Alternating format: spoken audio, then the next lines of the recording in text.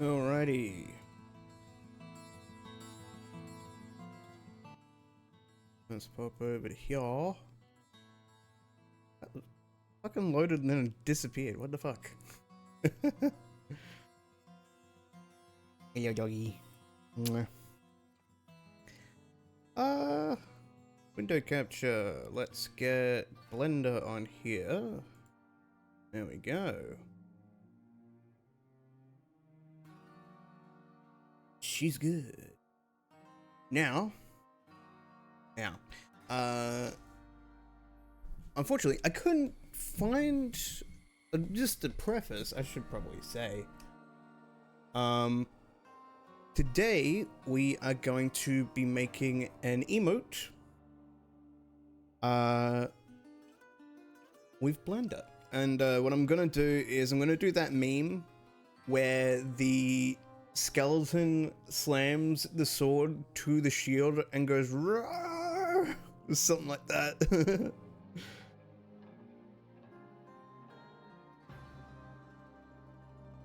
And yeah, I'll be honest, I haven't animated much. I've done like poses and that sort of thing. I recently, you can see on like Twitters and Blue Skies, I did a little thumbnail for a good friend of the channel, Walrus. Well played, Walrus.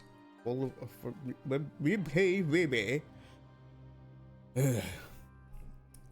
yeah, we will be trying to do some animation. I'm gonna have to do a little bit of 3D modeling, and it's gonna be very jank, because I will be doing some modeling of Skyrim assets, because I don't know, for whatever reason I couldn't find the specific assets that I needed.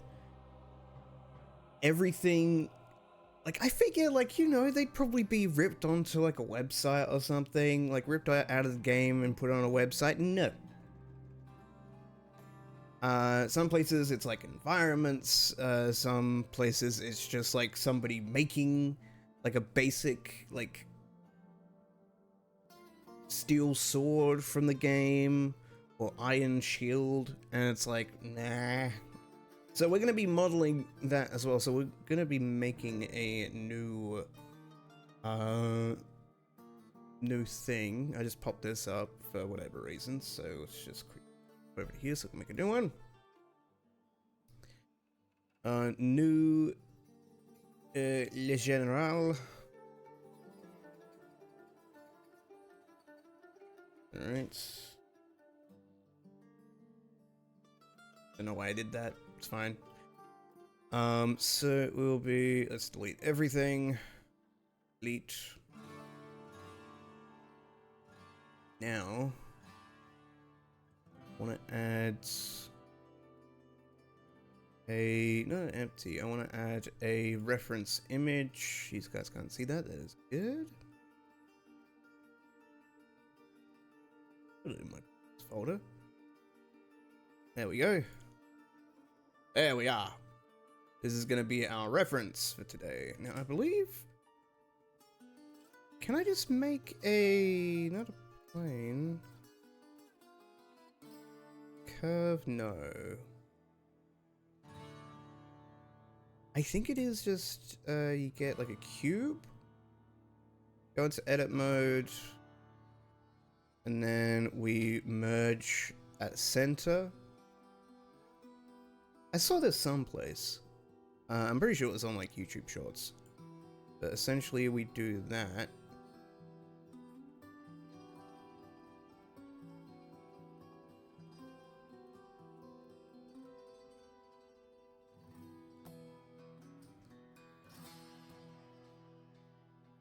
Am I missing something? That's for your arm stuff.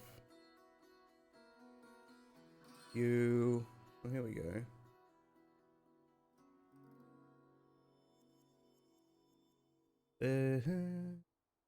Focal length 0. Whoa. Oh no, we go. It was 50 before, wasn't it? There we go.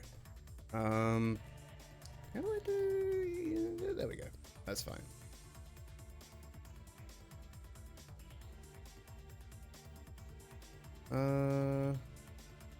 This is better. That's what I'm looking for. That's what I've been waiting for. That's what it's all about. Woo! Alright.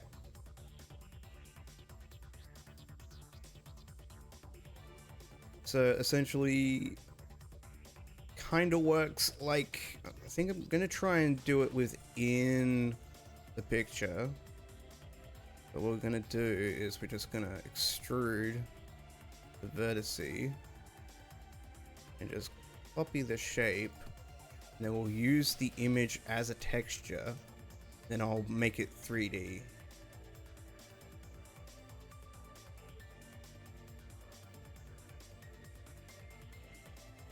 You know, I should probably put context onto the Twitch page. Hang on.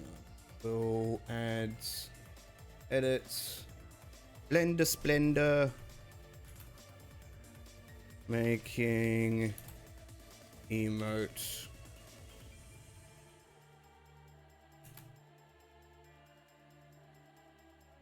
In quotations. That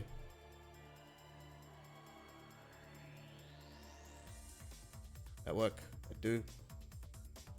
Oh, we have to refresh. Nope, it worked. Okay. Perfect. All right.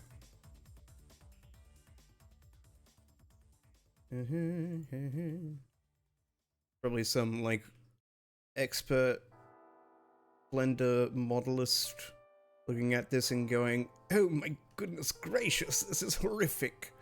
And to that I say, yes, it is.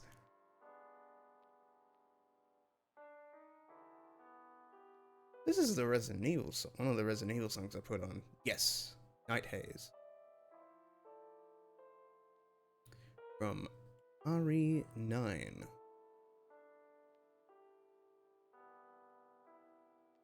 Got some good songs in that game. We're trying to think of what to do for the next RE9 stream, because I've beaten the game, but I want to continue. I want to try and get that. Might try and do like an achievement run of sorts.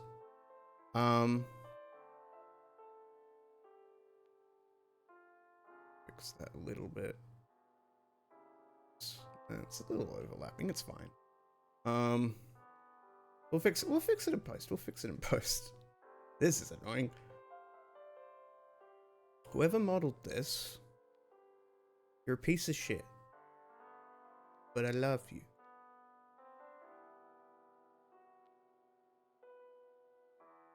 You are pizza shit.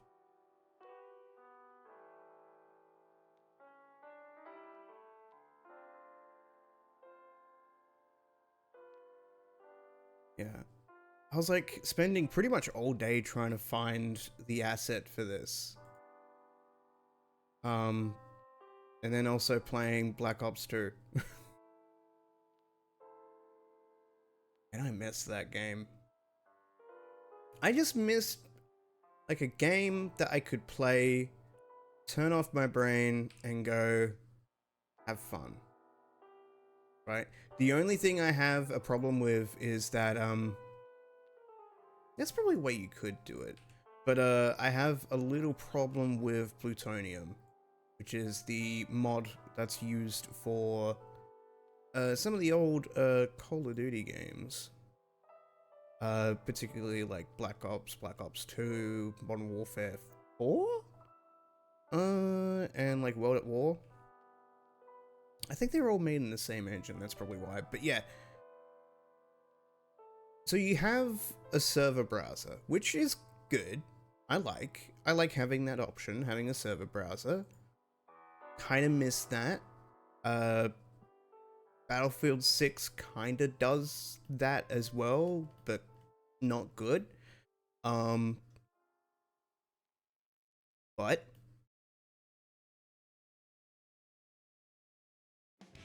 a issue that I have with it is, well, not the browser itself, but the lack of like a quick play feature. And I think the main reason is is because it's all community based, and the way it works with plutonium is it's all community based. So like there's also like a modding scene for it as well. And so like I tried entering and playing like a gun game. That's like one of my favorite modes from back in the day. And I was just absolutely shit for a couple of reasons. One of them because I was a bit rusty, to be fair. But also because there was one weapon I got like multiple kills for, but it didn't let me proceed. And it was like you had a shield and you had a knife, and I got a kill with the shield. Didn't progress. I got kills with the knife. I did progress once, and then it set me back. Someone else had to kill me with a knife, and then I couldn't get past it throughout the rest of the game, and I don't know why.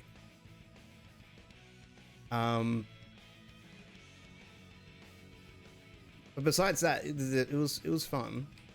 A little annoying since it didn't really work in that, but the game is still fun. But yeah, it would be cool having like a search feature where, not a search feature, but like if you had a quick play feature where you could just tick a bunch of boxes, say I want to play team deathmatch, free-for-all, and maybe gun game. And when the game is searching for a suitable server, it chooses one of those, saving you time and just jumping into the fight.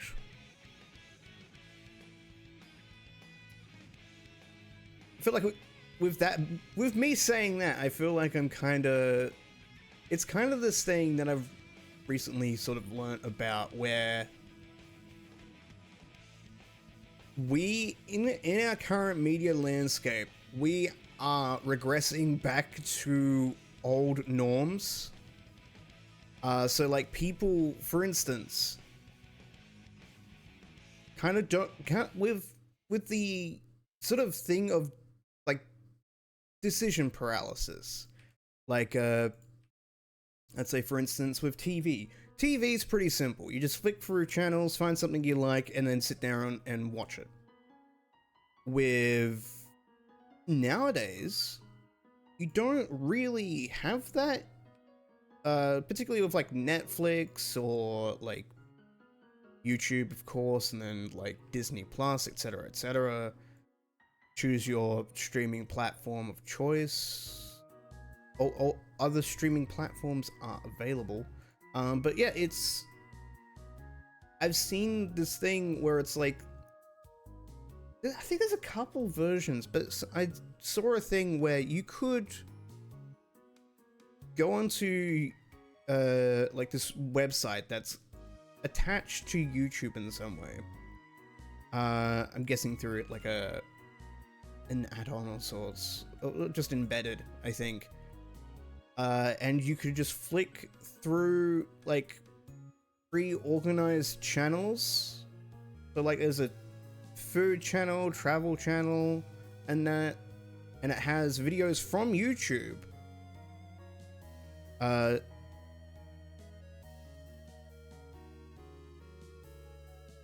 It's just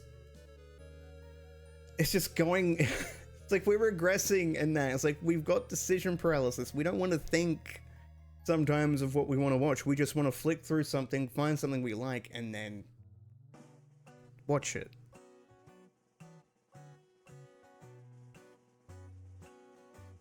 Alright. There's our sword.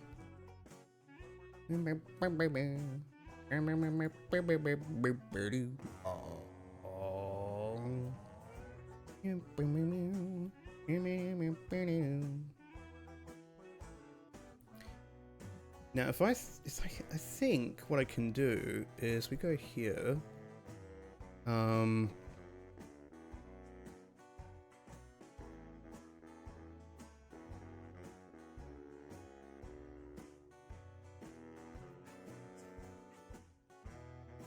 I could, what I want to do is have it so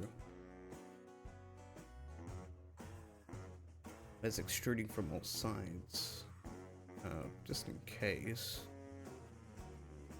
Oh yeah, that's fine.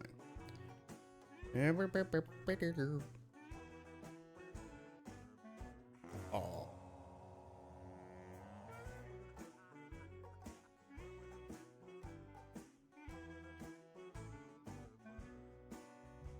Yeah.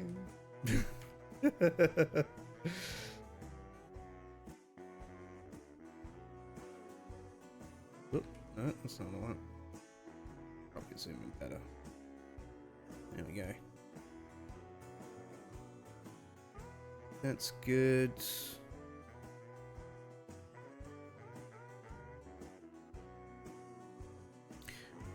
Bing, bing, bing, bing, bing, bing, bing, bing, bing.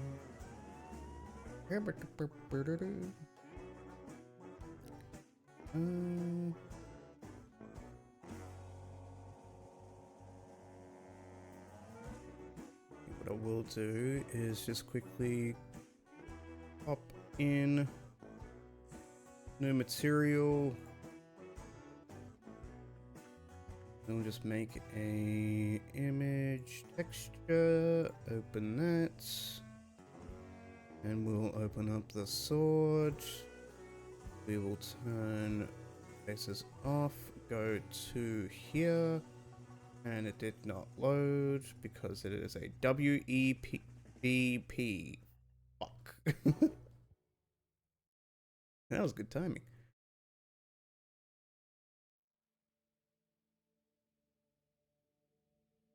UV editor. Can I open it? I don't know. It's showing up here, so I'm assuming I can probably use that texture.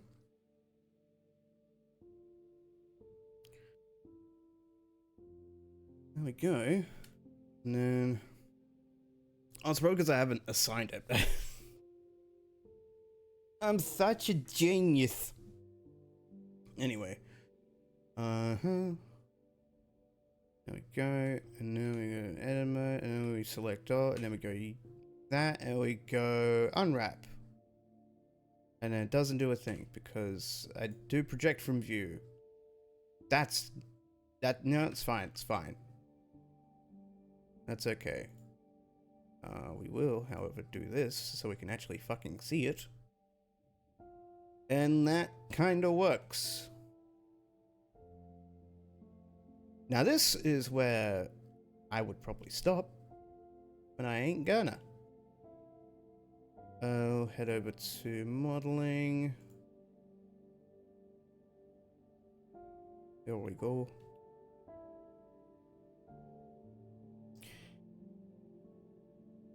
$20 in. Oh, that's fine.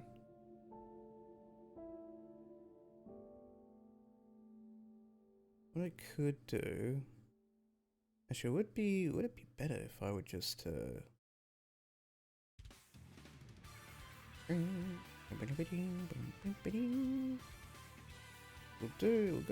go here.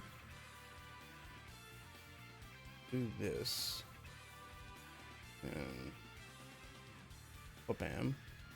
And then okay. Bam. And then bam. And bam.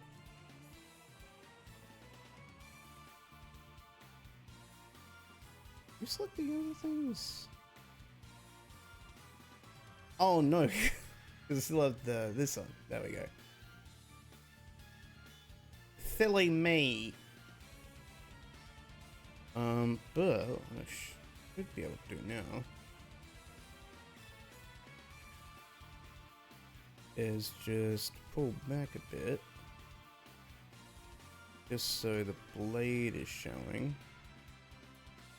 and we'll do another. Actually, we'll do the other side as well, so we got all bases covered.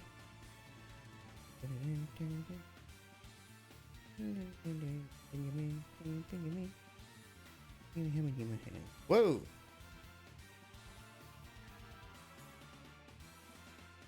Oh, there, Sparky.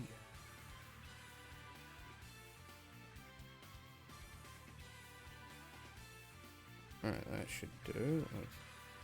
No! Oh, that was close. Was it? It was live unwrap. I think that was it.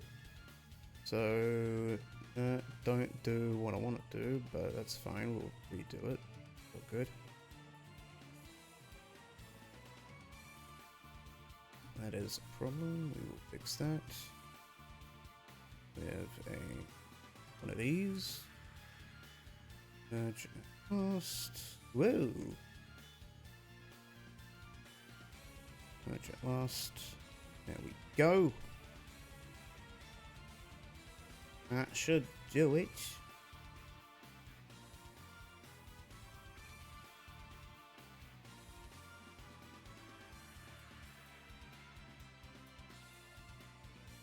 Now we do the other side.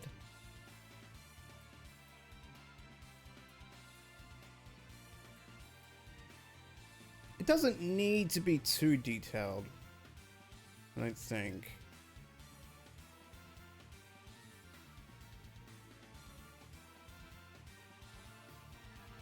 Oop.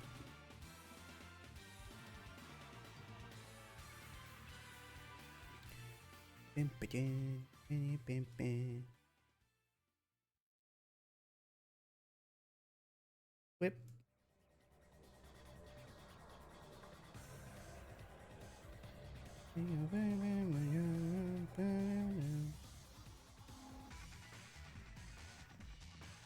There's that one.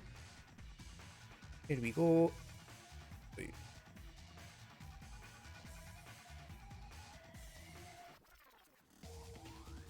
Perfect.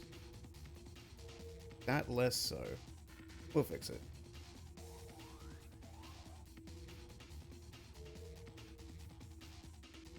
Maybe. There we go. That way. This should be good for the blade. Although it kind of looks like the back of the blade's sharper than the front of the blade.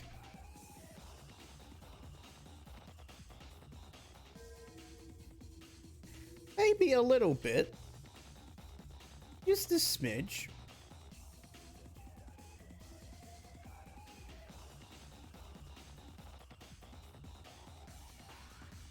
Doesn't really have that there.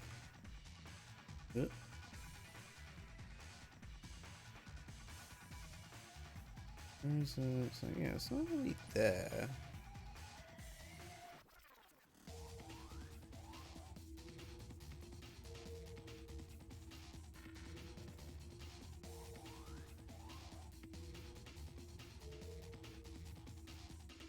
Why did I do the other side?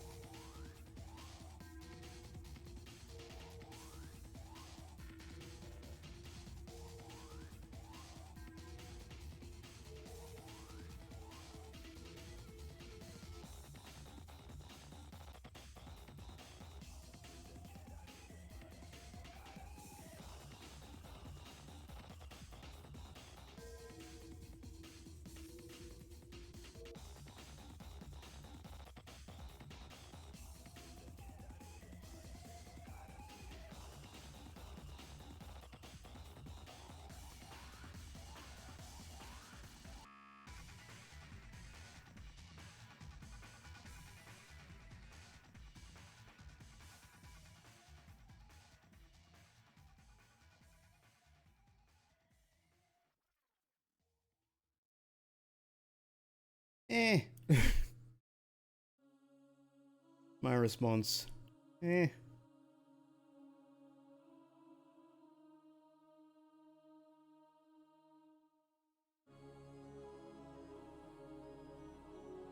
Pork.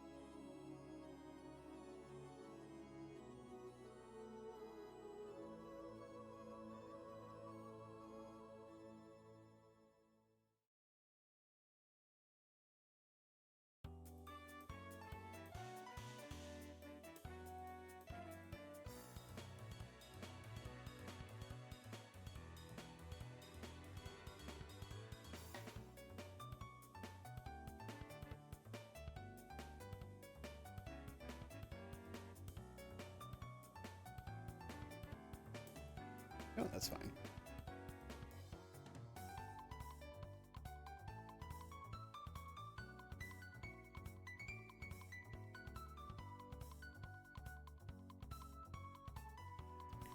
I think might help out if I to bevel some of these.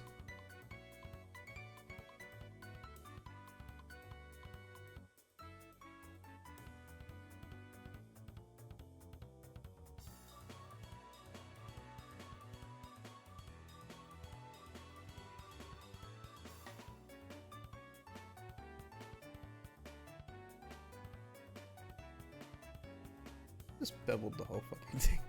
Would have been easier if I just beveled everything. Gotta fucking overcomplicate shit. What's wrong with me?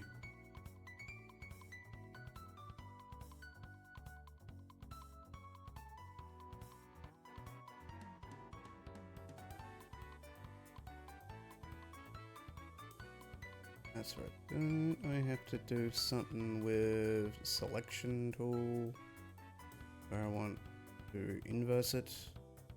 Yes.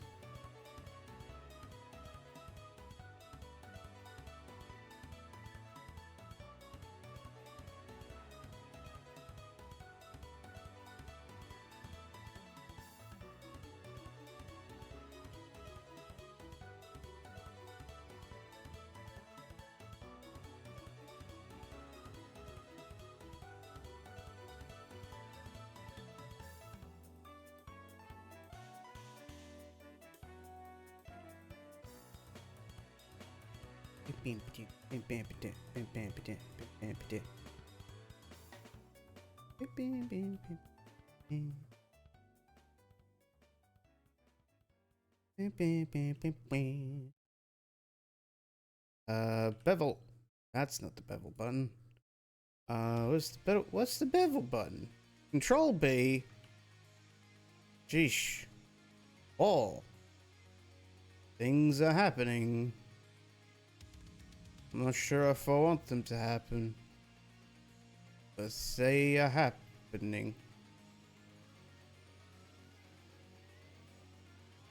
That's alright.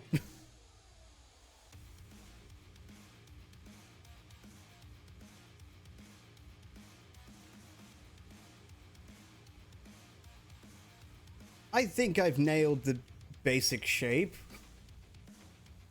he says. Project from view, and then we'll fix it in the editor.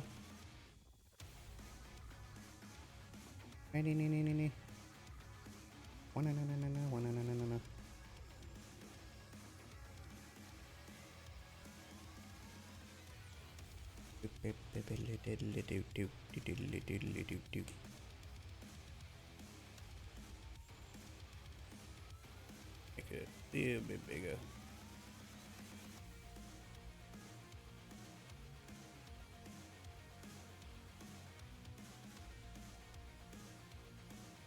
A little bit smaller.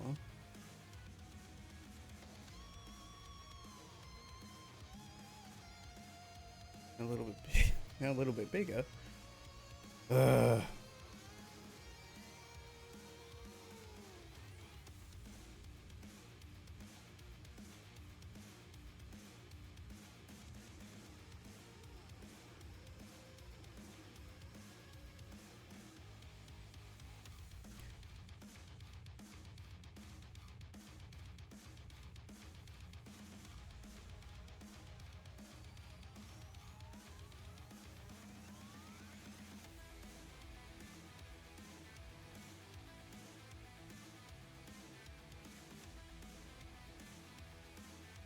I didn't even save it. Hang on. Issued. Still gonna do another one as well. I'm not sure how that's gonna end up.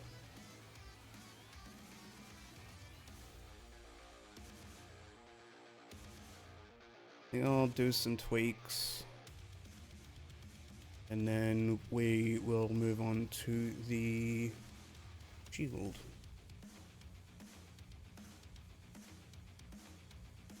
Make some cuts.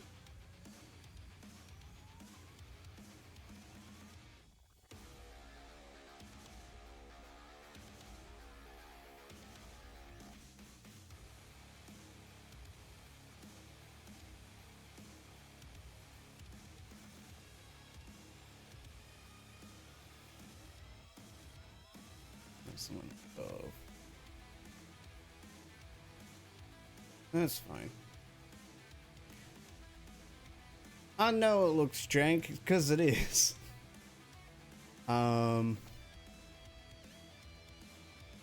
Don't judge me. Something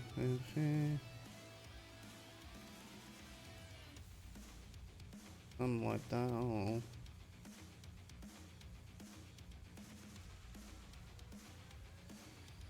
Wee.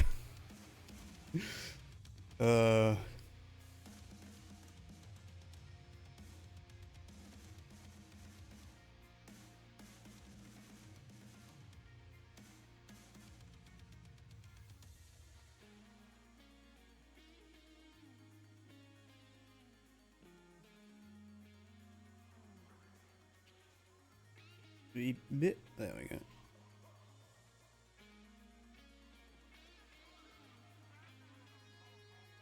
Master combo. Combo breaker. Yeah.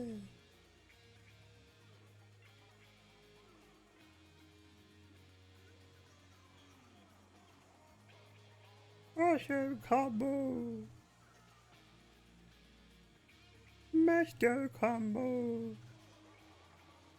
Combo breaker. Yeah. It's Kermit, me. Kermit from the new Muppets TV show. What are you thinking about? Like there was a special on Disney Plus for the for like a Muppet Show thing. I don't think it's an actual like a showing of like a new season that's existing. Oh, I think I messed up a bit. But it's fine. Good, I guess. It was like I think it is like a 1-episode thing.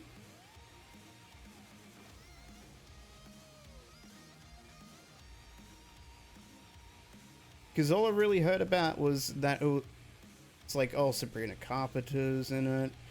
Seth Rogen's like producing it. That was it. And then I watched it and I was like, oh, this is alright. Can't wait for more. And then nothing.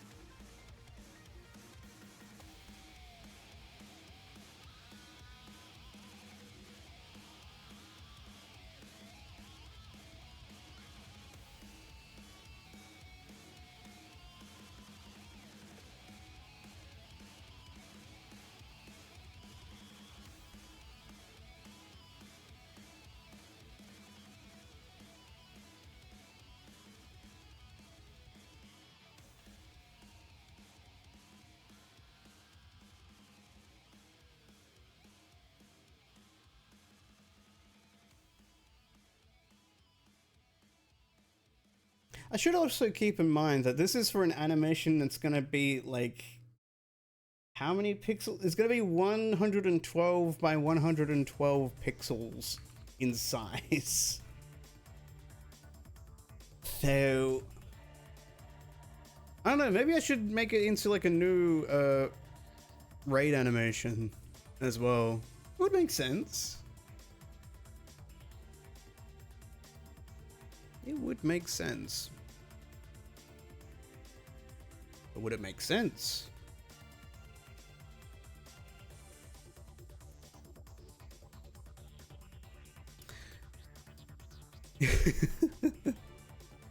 Alright. I think that's enough for sure. That'll do for now. Yeah, that works. That works.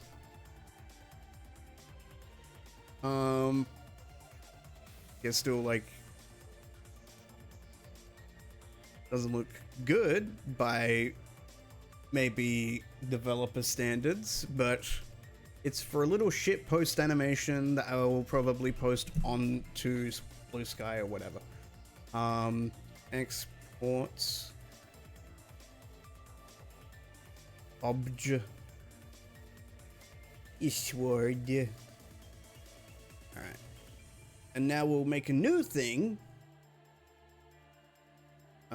General, delete everything. Bye bye. I know you can set like change the defaults so those don't appear, but it's kind of funny just doing it anyway. Now I think this one technically should be easier because it's just a shield. So if we go have it a boom, actually no, that one. We'll call this shield. Hello there. I don't think I want anxiety right now, so we'll skip. I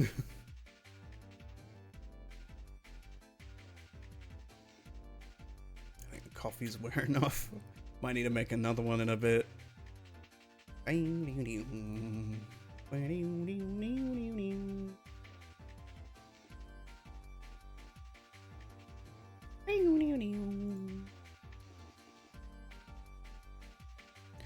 Alright, so new image reference. We will go over to pictures.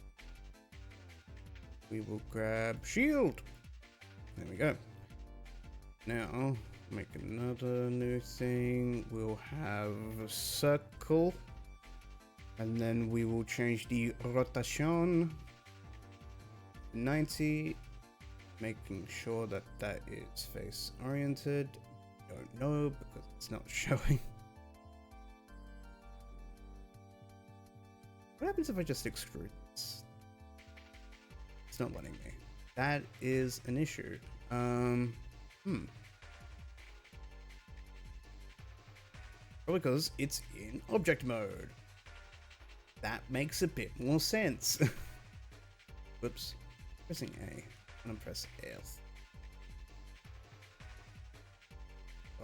Edit mode. And then extrude. That's not what I want to do. I want to extrude and that. And do that.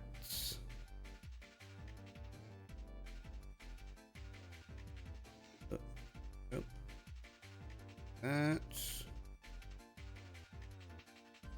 Then that.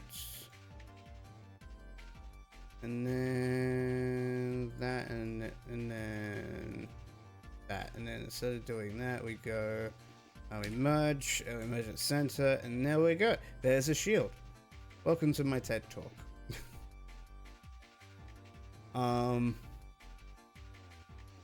Face orientation. No! Everything. UV. Nodes. Mesh. Normals. Flip.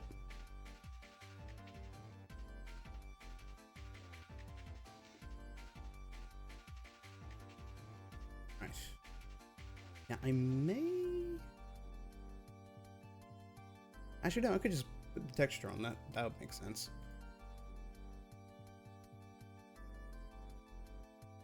UV editor, go here, go bam, project view,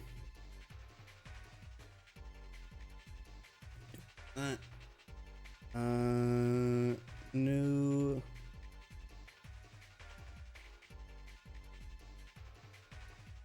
where's the image? There's the image. Open pictures. There we go. Wow. Storage image. That should do it. Alright. I'll just make it a bit...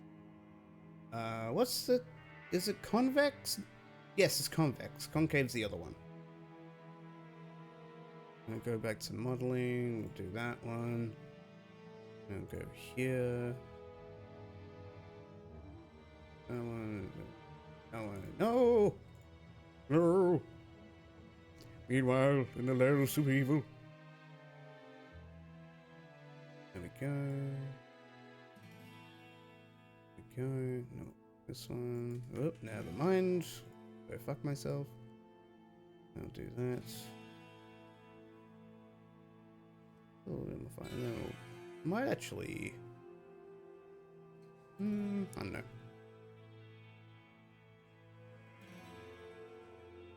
We'll extrude a little bit. Then what I want to do is I want to take that and then, was it Control B? Yes. Do a little bevel. Make sure. Do I have that setting on live unwrap? That's what I want to do.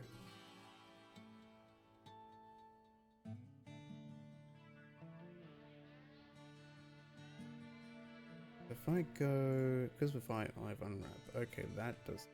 Don't want it to do. There we go. That's better. Well, that doesn't really matter, I don't think.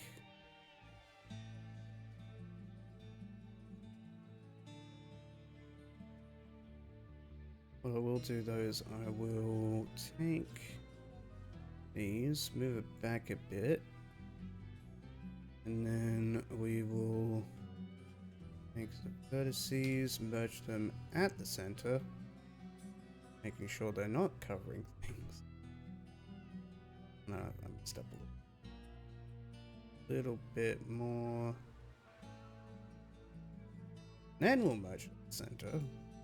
There we go.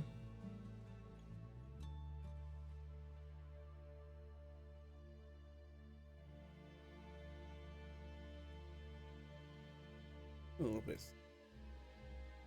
Nothing wrong with being a little thicker. That.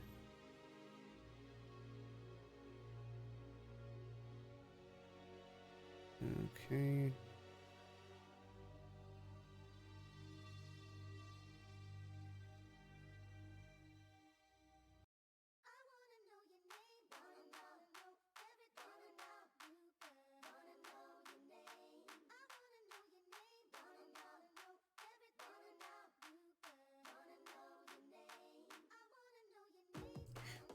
Know about you, girl.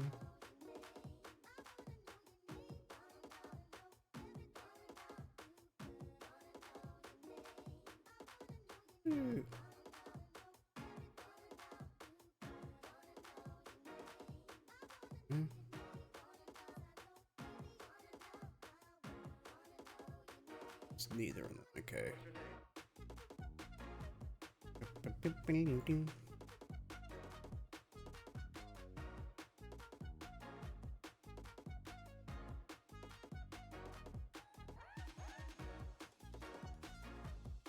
Why don't I just fucking do this?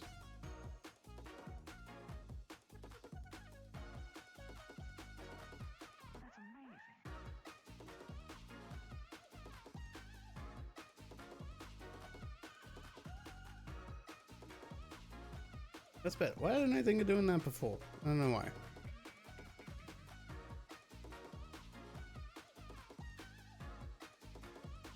I do. Okay.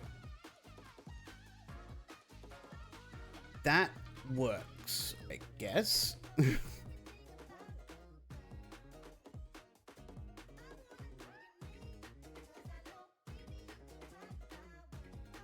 Whee! It's a bit shiny. Roughness, yes. That works. We'll leave it like that. Alright. That took a lot less longer than I thought. Never mind, it took me an hour. Technically. Not really. Not really. Not really. Alright. Let's go over to... Actually, no, before we do that, let's export obj shield. Then we go to open skilly me.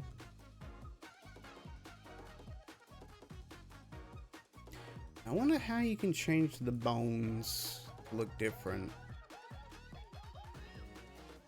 Know everything about you, girl.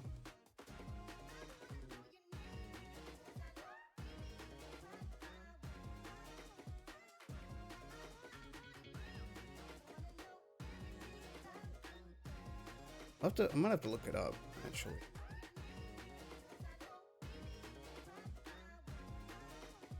Alright. That's... There we go.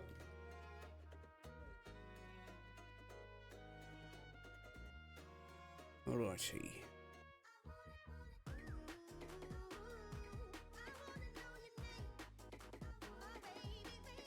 Huh?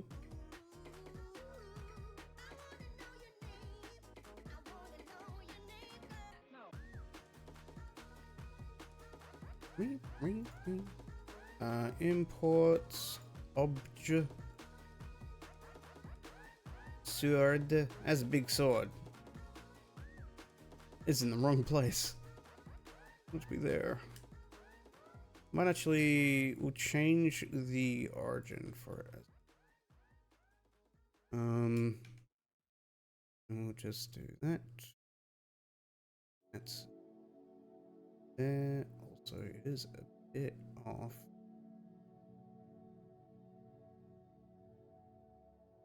Uh-oh. Oops, okay. I had things on. Let's not do that.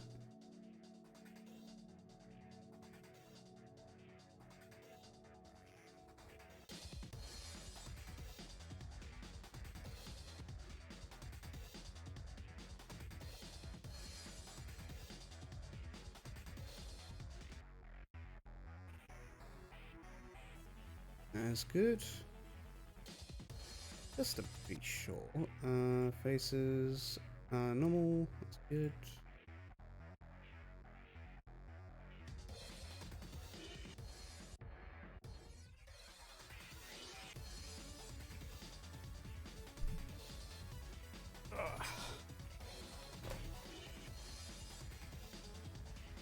No. I wonder if this is just going to be easy as transferring automatic weights, or just might be easy just to assign it to one of the bones. Like that bone there would make sense. It's the wrist bone.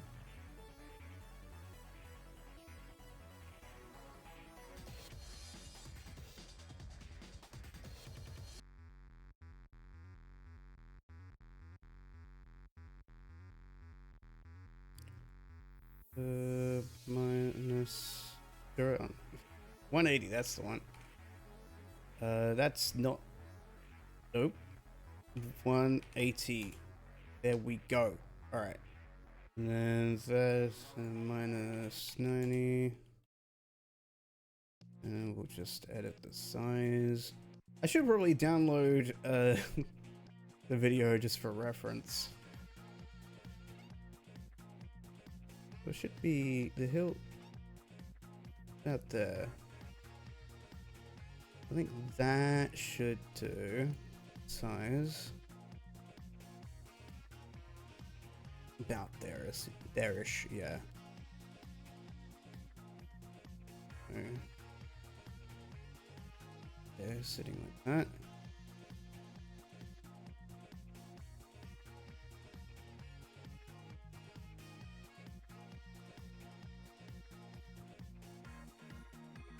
And then grab the shields.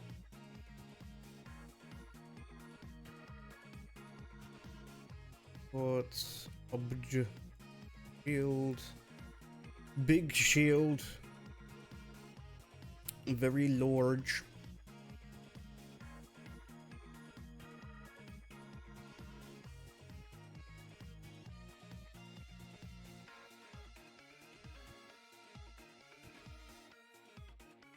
change there.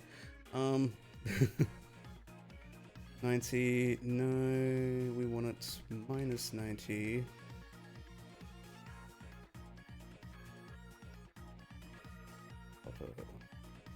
Push this for now. Pop that over here.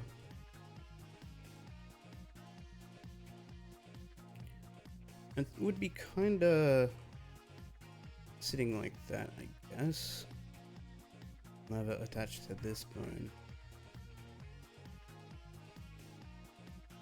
Actually, no, it would be. Would it be on the wrist? Or, yeah, it would be on. It would be on like the hand, because you're actually not be like kind of here-ish, like in between this and the wrist. Didn't mean for that to rhyme. Don't sue me, please.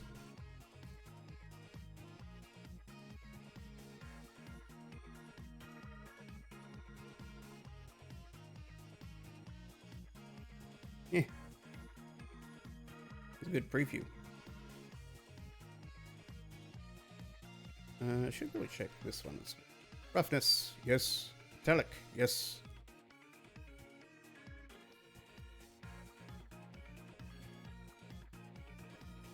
Alright.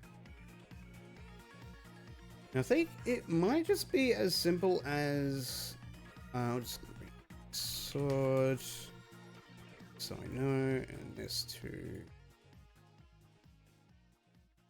fields. It might be as simple as going to modifiers, adding armature,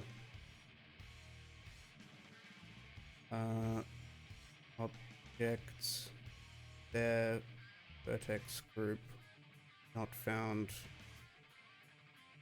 Maybe doing the same. And then I'm assuming I could probably jump over to editing. Oh, what was it called again? I forget.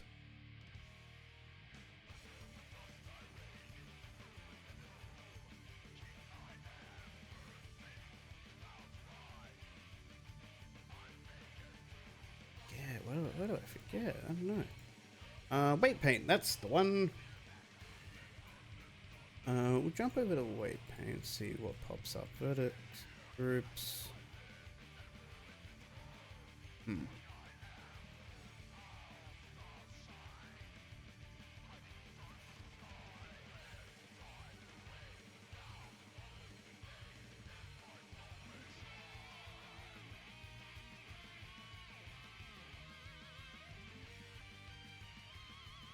Bring the armature around.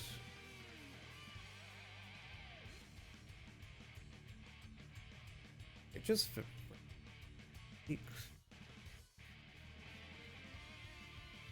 that has one. We go to weight paint. Yeah, and it's all there. Why no leggy?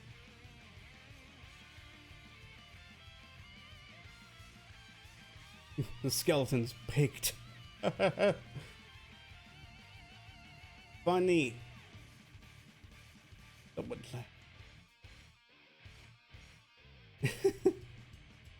Oh, here we go. There's that, I guess. But I don't want it on the right arm. I want it on the left. Left hand.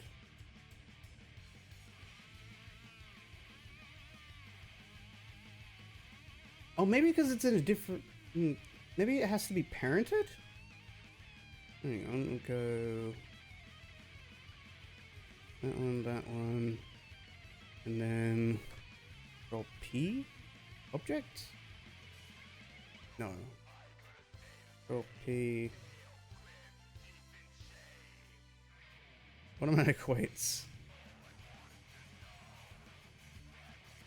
See what happens there.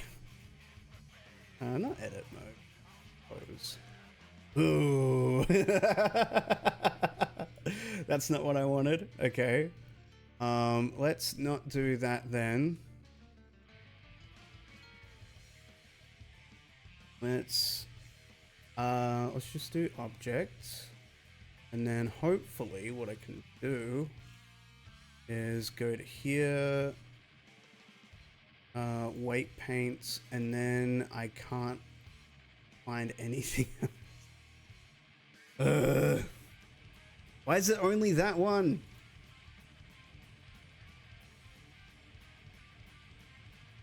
How do you do this?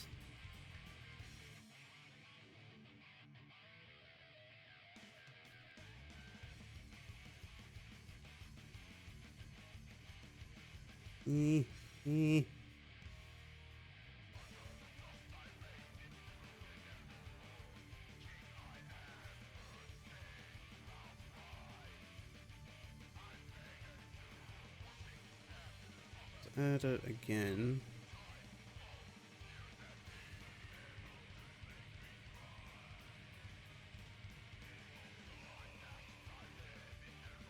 Armature. It's the only one in his upper arm right. What?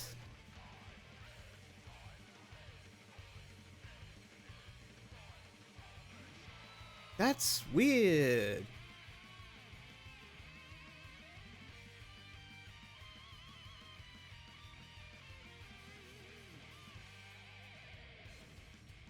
Why only that? These guys love Blender.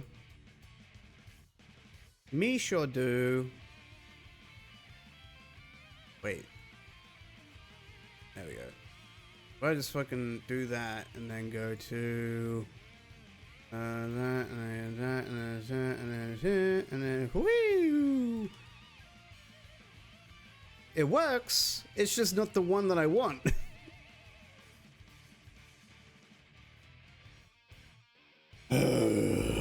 Don't just love troubleshooting?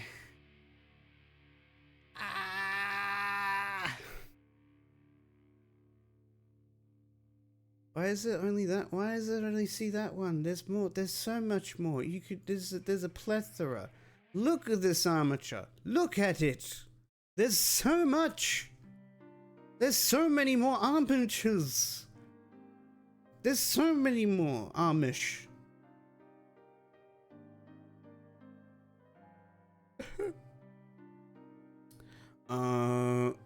What if I just bloody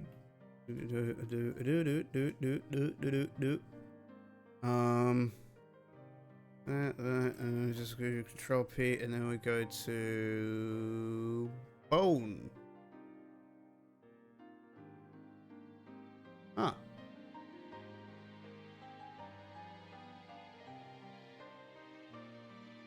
Okay. Can I choose the bone? Oh, it's done it for me. Okay, so if I move this now and go to pose, aha! This works. And I shall do the same for this one then. I've actually got the object. Okay. I can't choose the bone. The bone is chosen automatically. Much like the wand, it chooses the wizard. Which I think it's going to choose the thumb. The thumb? The thumb.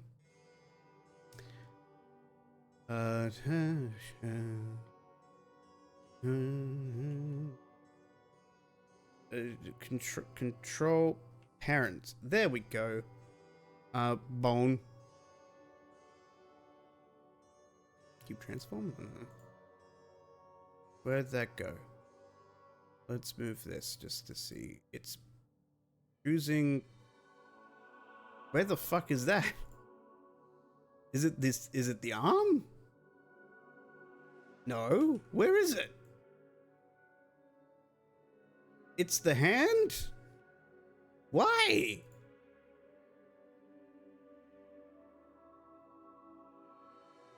Okay, what if I just do that one and then Control P? That's the hang on, that one, and then Control P and then bone relative. Hi, relatively bone. Ah! Albert, welcome in. A skeleton is 3D modeling. Oh no! Call the police. Why are you down there?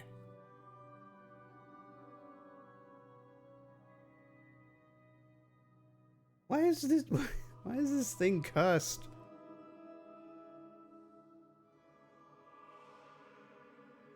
Okay, let's try that again.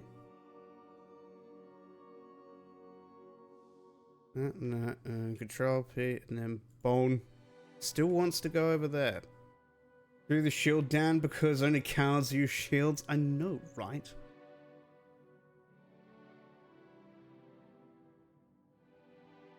I don't know what's going on here.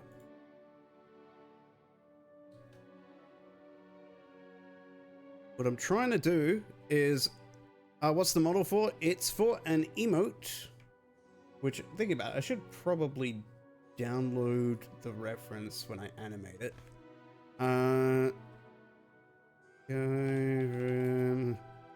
Skeleton, meme, skeleton banging shield.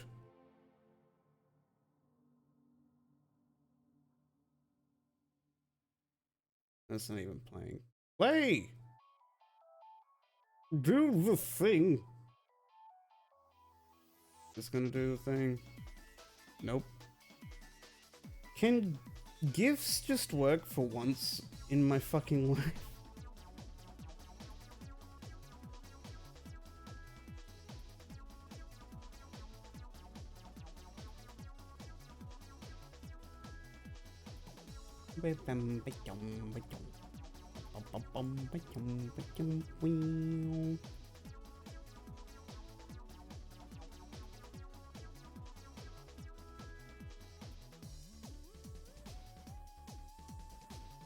I might have to make coffee in a bit.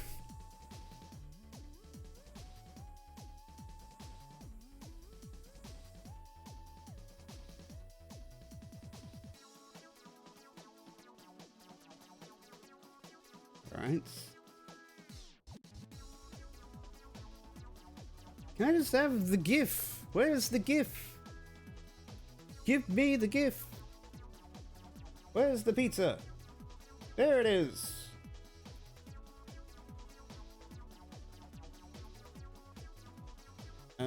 Save as.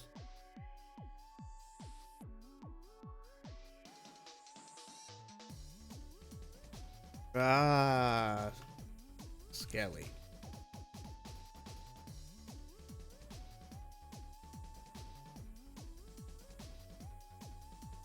That one where the skeleton bashes the sword and shield together? Yes.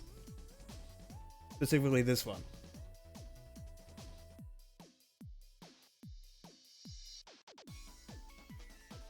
Spent, what was it, like an hour modeling the sword and the shield because I couldn't find the assets online for the past like day, or day and a half I should say. Maybe because I need to add like an armature modifier? Hang on.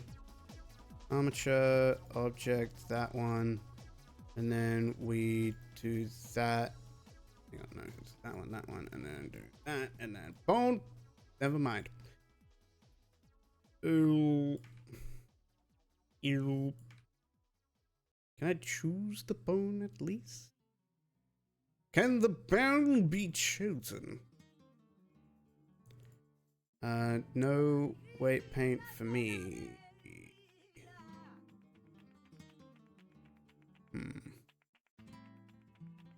This does put a dampener on things.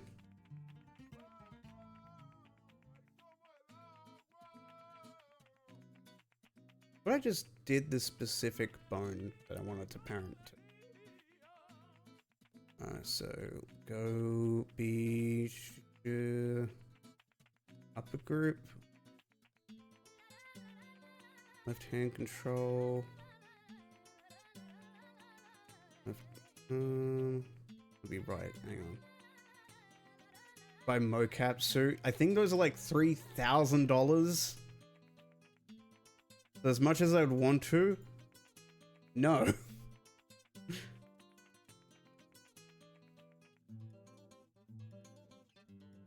You make one cheaper then? With the scrap that I have.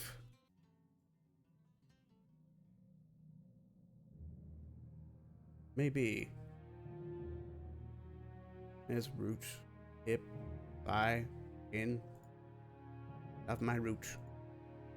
The root loves me. Put my engineering arts degree to use like I have one.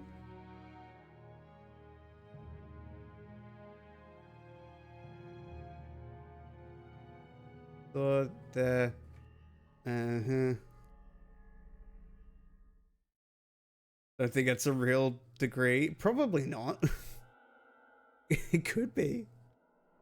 If I do that, is that then going to work the way I want it to? Here's hoping. Pause. There. Nope. Oh, it's... Why is it that one? That's not what I want to do. Oh, hey, it's end of stream music. Ah!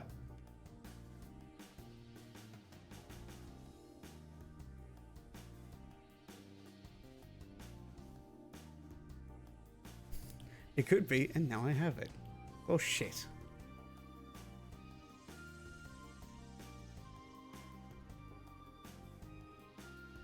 What is the name of this bone?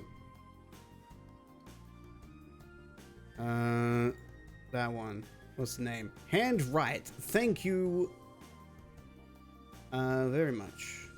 Upper group and control.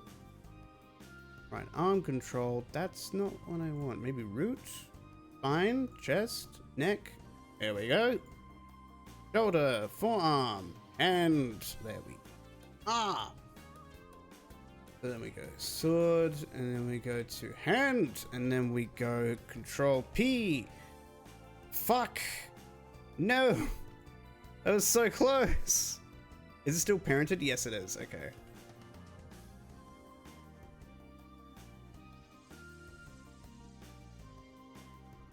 There we go. Alright. Let's try that again. Spine, chest, shoulder, forearm. And we'll do that one. And hopefully control P. Bone. There we go. Fucking finally. Now I can do that, and I can go to that, and I can go over here, and then I can do this, and then whee!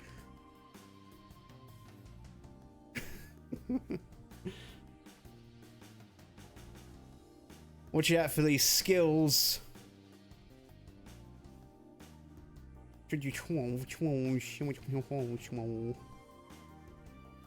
Come at me, Josephine. This is what I call the blender.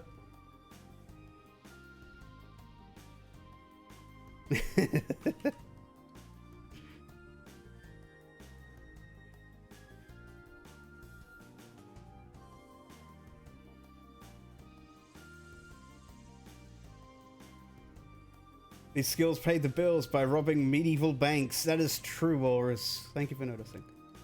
Also, welcome in. Blend this. Can I add an effect to this? Hang on. Filters. Add. Color key. Yes. Custom. Select. Aha. And I just do this. And then I'm done. Thank you for coming to my stream.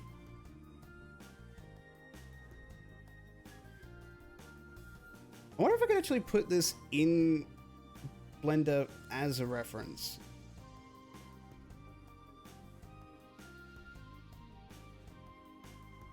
Okay. Maybe? I don't know.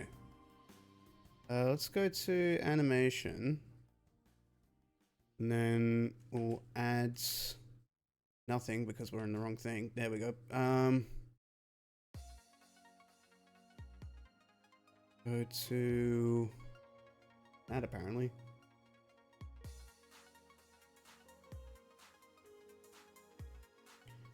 Reference. I think I did see gifts on here.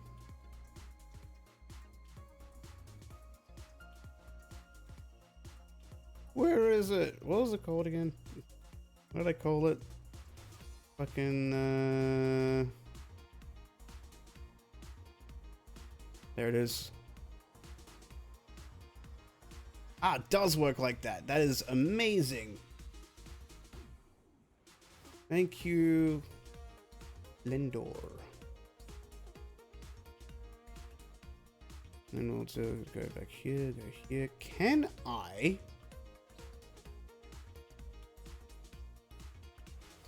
Make this transparent? I don't know. Both size, perspective, opacity. Hey.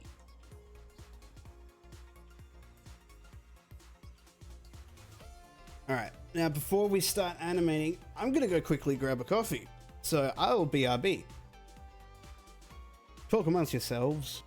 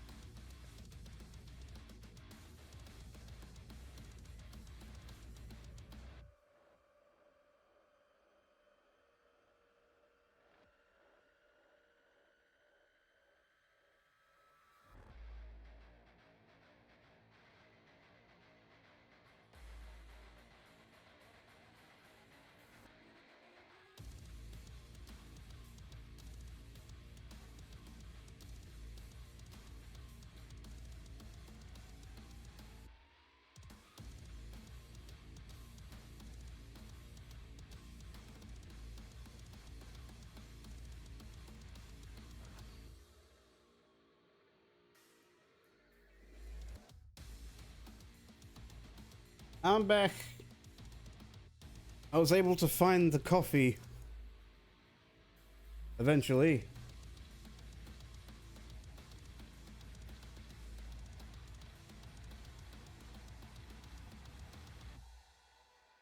Alright. So I'm gonna try and just copy the frames from this. I think what might work. If I go here, we'll just shrink it a bit and then just put it up here as reference. And we'll try and copy that. So something that I want to do, actually what I might do is just quickly Google thing I want to do. Some stuff. Background. Oh, that was something I was thinking of putting in the background. I really listen to this person on the regular. Sometimes I will. This guy called Lex Friedman did a... How long was it? It was a 5-hour-long interview with Jeff Kaplan of a former Blizzard fame. Now making a new game called Legends of California.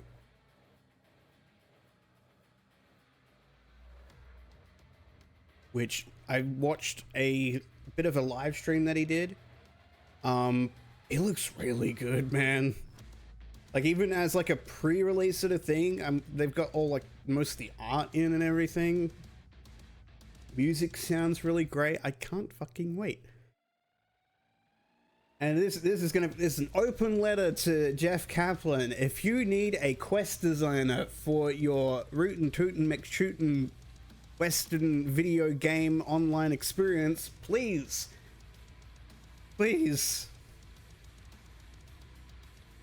let me in. Let me do it. I didn't finish that sentence. Blender, bone, change, bone, shape. There we go. Appearance. Here we go.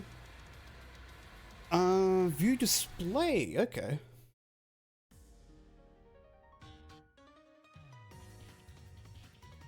Select the armature, viewport. Display, big bone. That's big bone. That one is basic stick. That's one that I think I want. Wire. Interesting. Envelop. Orb. Stick is the one that I want. Do is... Where is it? I think it's in pose mode. You gotta do it. There we go. Fade geometry. There we go. Alright. That's better. Let's do some animation. Make sure that's on. It's kind of in like a wide stance looking at it. Shoulders popped out.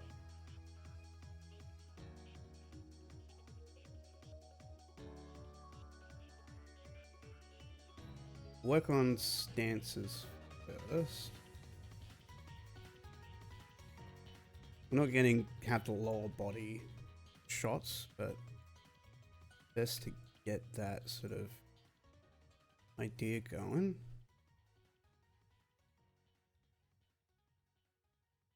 Let's sort of back a bit. What's this one? Oh, this controls the... Good to know.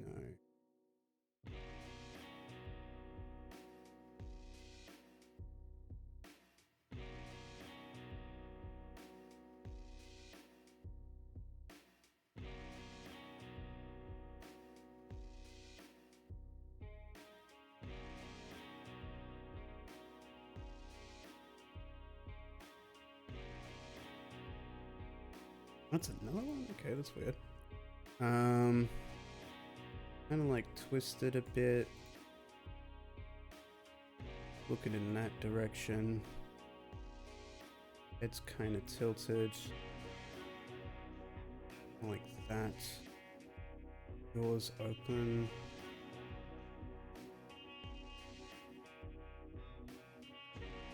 use this. Okay.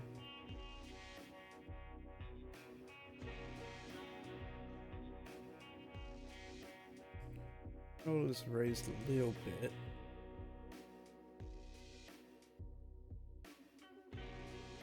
So here, up,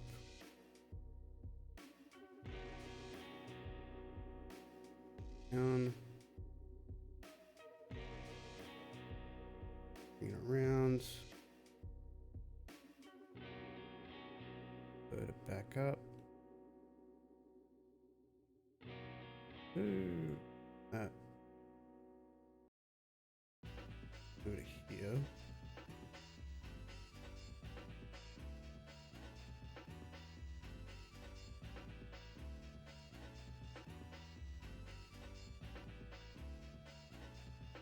Shield is a little smaller. Let's go here just for a quick sec.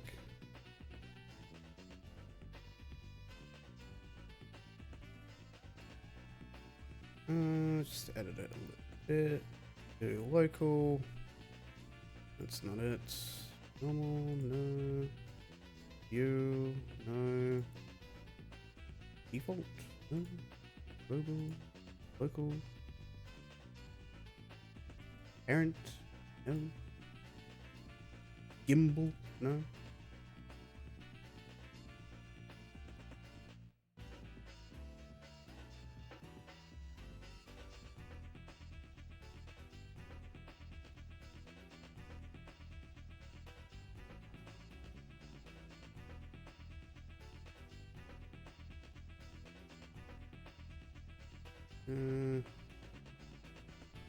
There we go.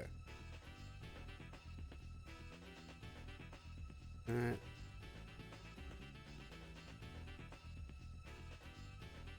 So that elbow's kind of exposed.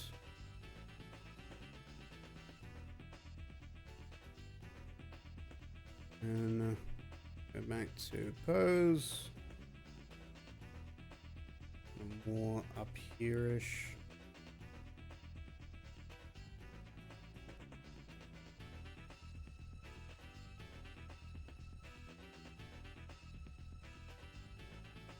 Sort of brought in.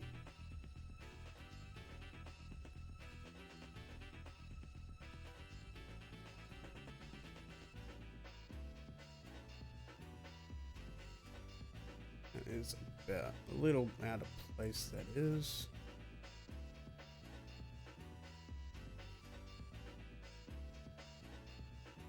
Be back here-ish.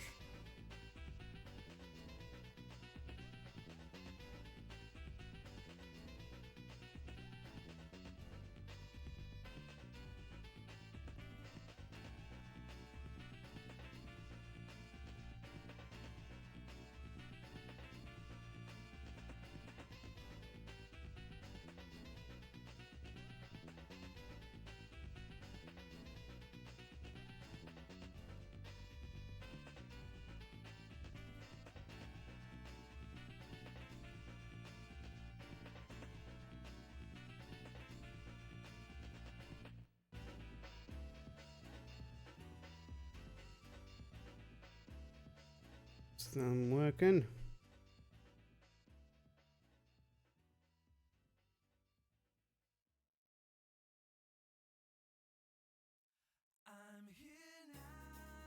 That's how thumbs work.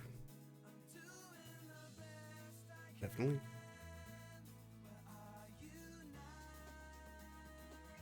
They're my thumbs. Here we go. What if I did local? That might be a bit better, a bit easier.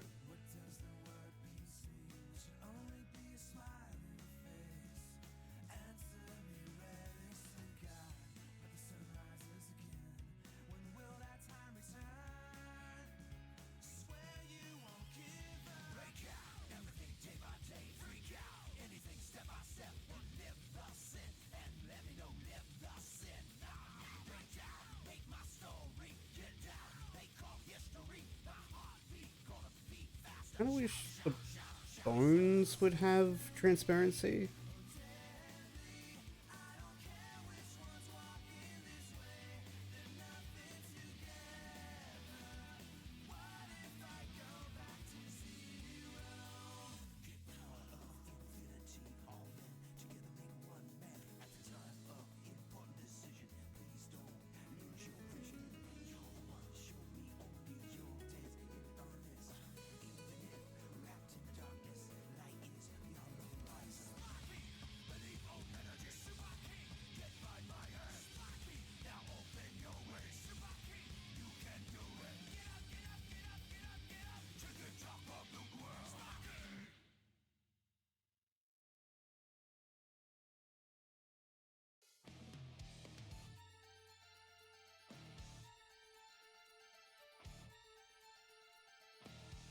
That works.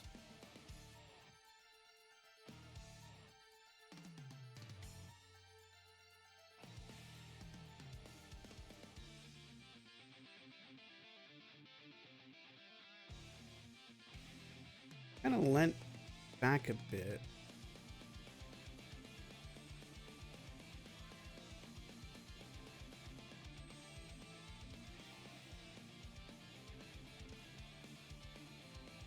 That's more lower.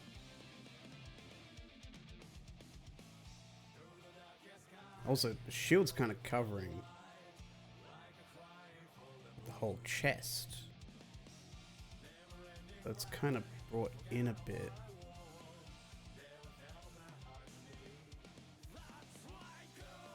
Maybe the shield is a bit bigger than I think.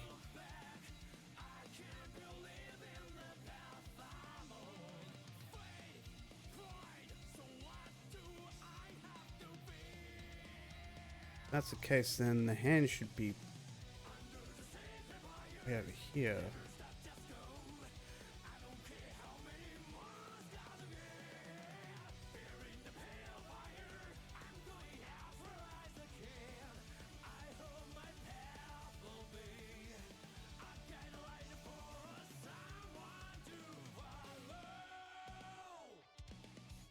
Toward the spark.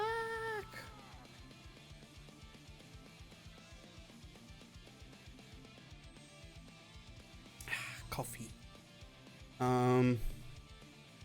Or it's kind of like it's twisted a bit around.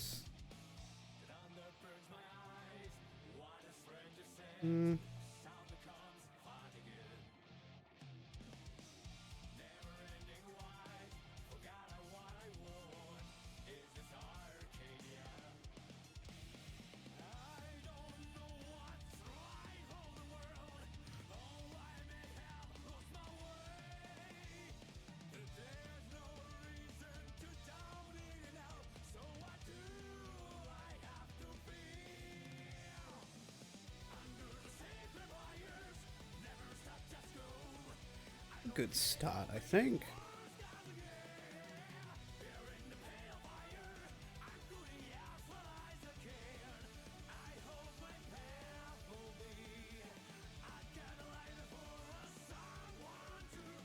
Yeah, so how many frames is that? So it's up to here.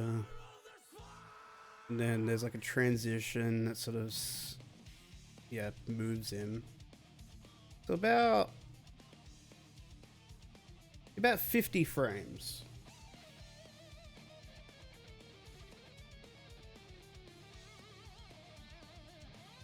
Actually makes me think, what's the camera settings?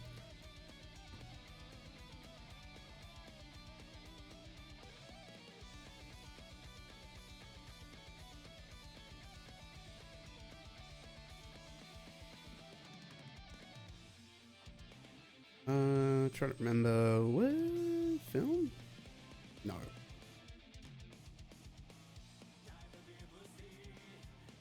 That's render settings, yeah.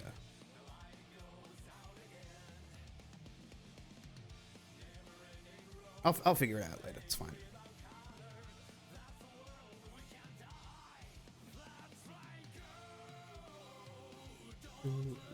Back.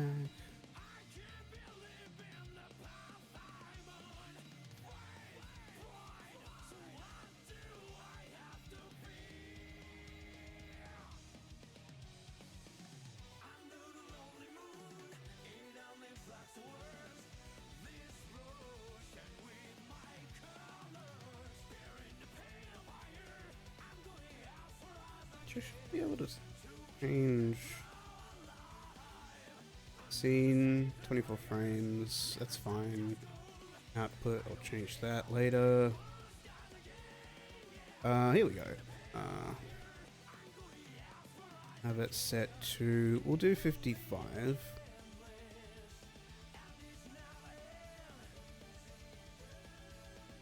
And we'll just frame every 5 frames. So he's moved back, he's leaned back a bit.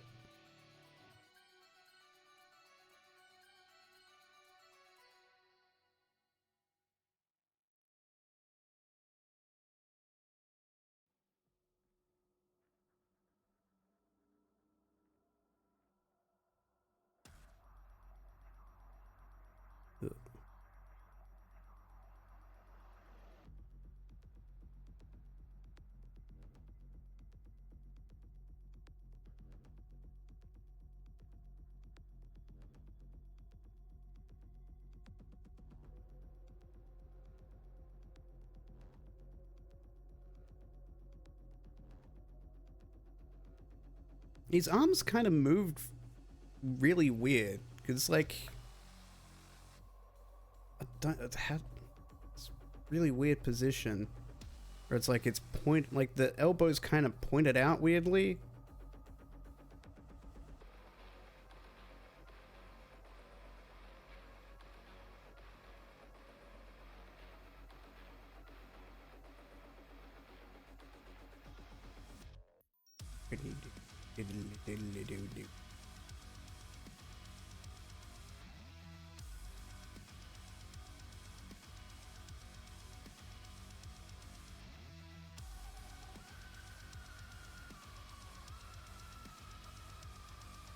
One. There we go. It's kind of like pointed up a bit. It's kind of like pointed down. Maybe it's a bit inward. Not that one.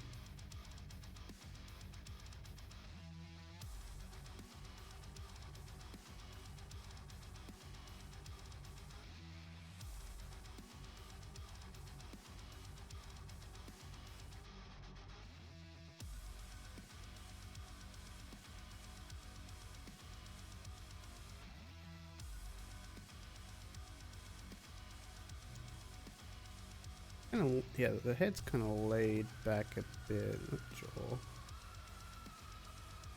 There we go.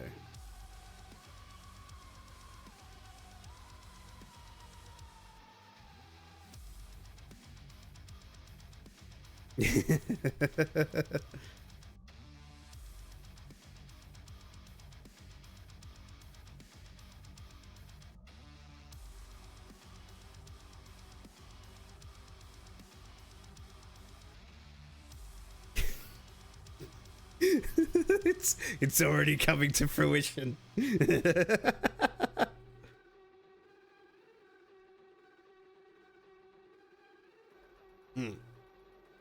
That's good coffee.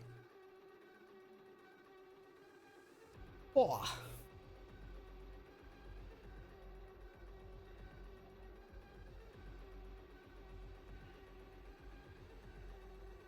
Is it? It's Wednesday today, isn't it? Yeah. It's hump day. Wait, is it on? It is on the wrist. Okay, that's good. That's kind of what I want to do. Bit more control to it rather than just relying on the forearm. Which that means I could probably get away with having it up there. No. I'll let it this one just so it's the same. Looks like that. And there.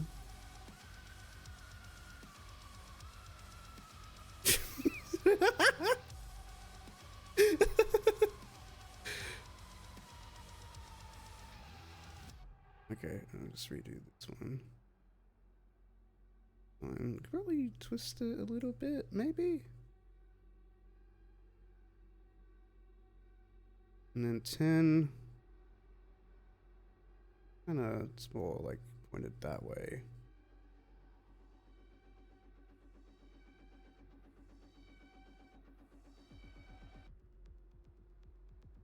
I think that's kind of like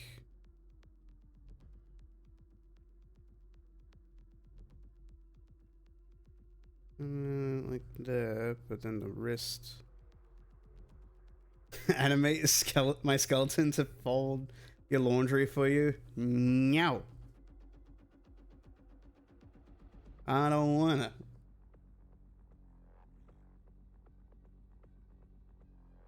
If I do this, I might just remake a shit ton of like reaction images. All rude. No.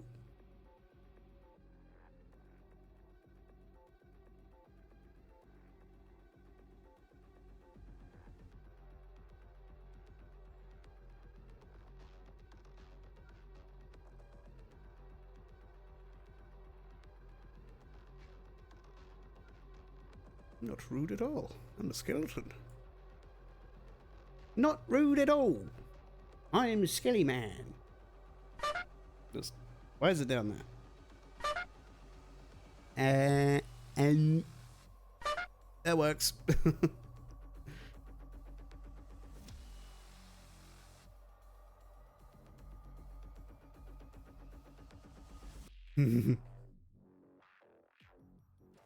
Okay, and then the neck's kind of moved here, and then the head is moved that way, probably tilted slightly. A bit more there.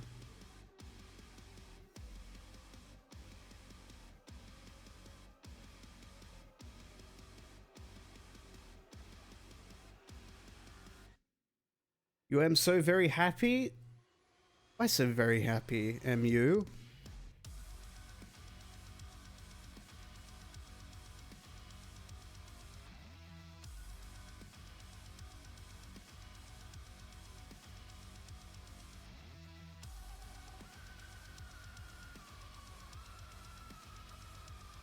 Finally getting a reference sheet. Ooh. Ooh.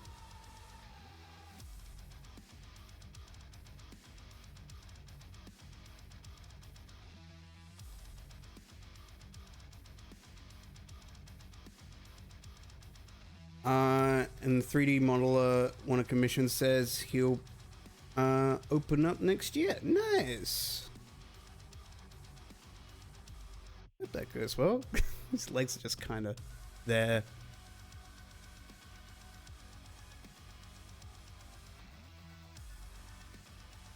Why is it on 9? I want that on 10.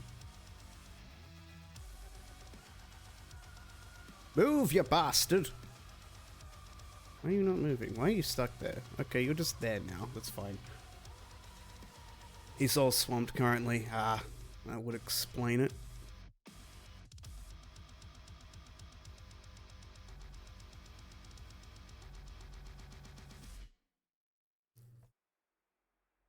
Plenty of time to save up the 800 it cost. It's good.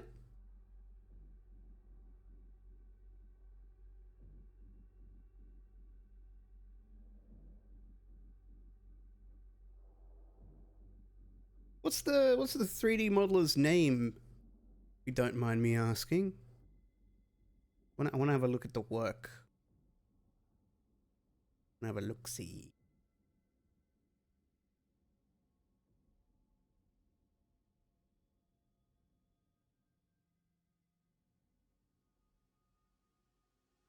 Ah!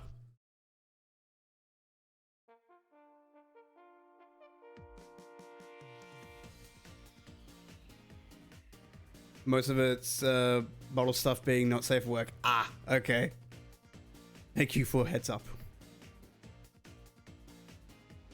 I heed the warning. Love the way he does things. It's good.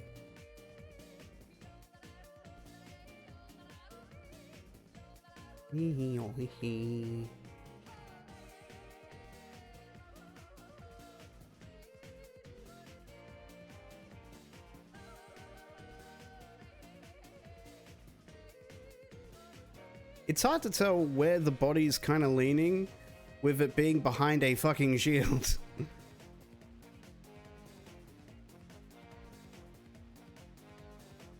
Also explains why he's swamped. Yeah.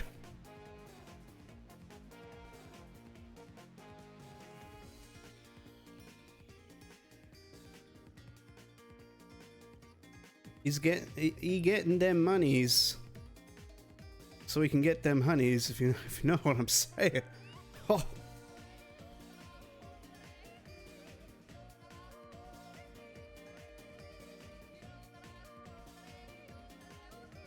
No, I do not know what you're saying.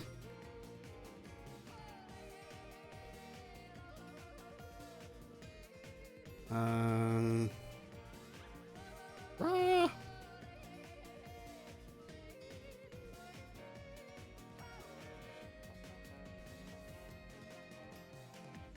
It's kind of moved, like leading this way, moving over here. Next, leaning a bit more that way. Mouth still open, agape.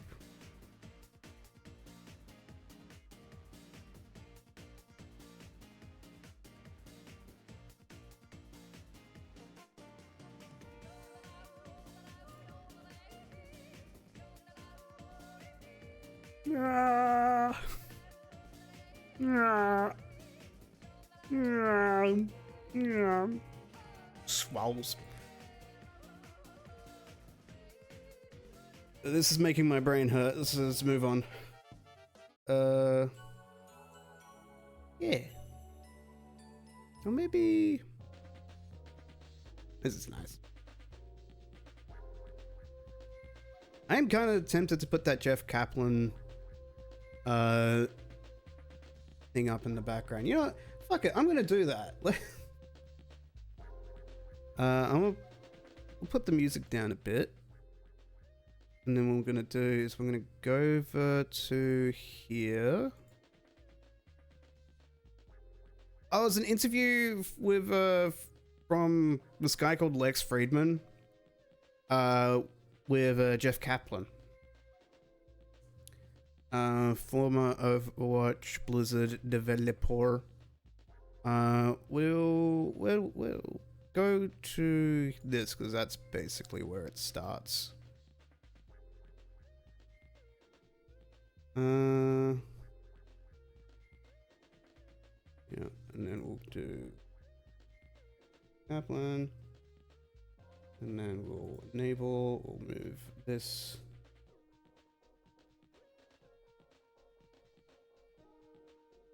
Where do I put it? Like, let's put it here. Yeah.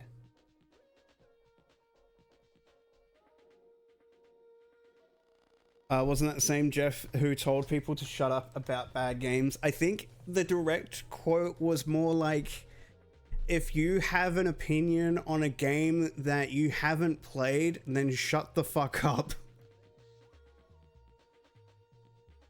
I think that was the specific opinion.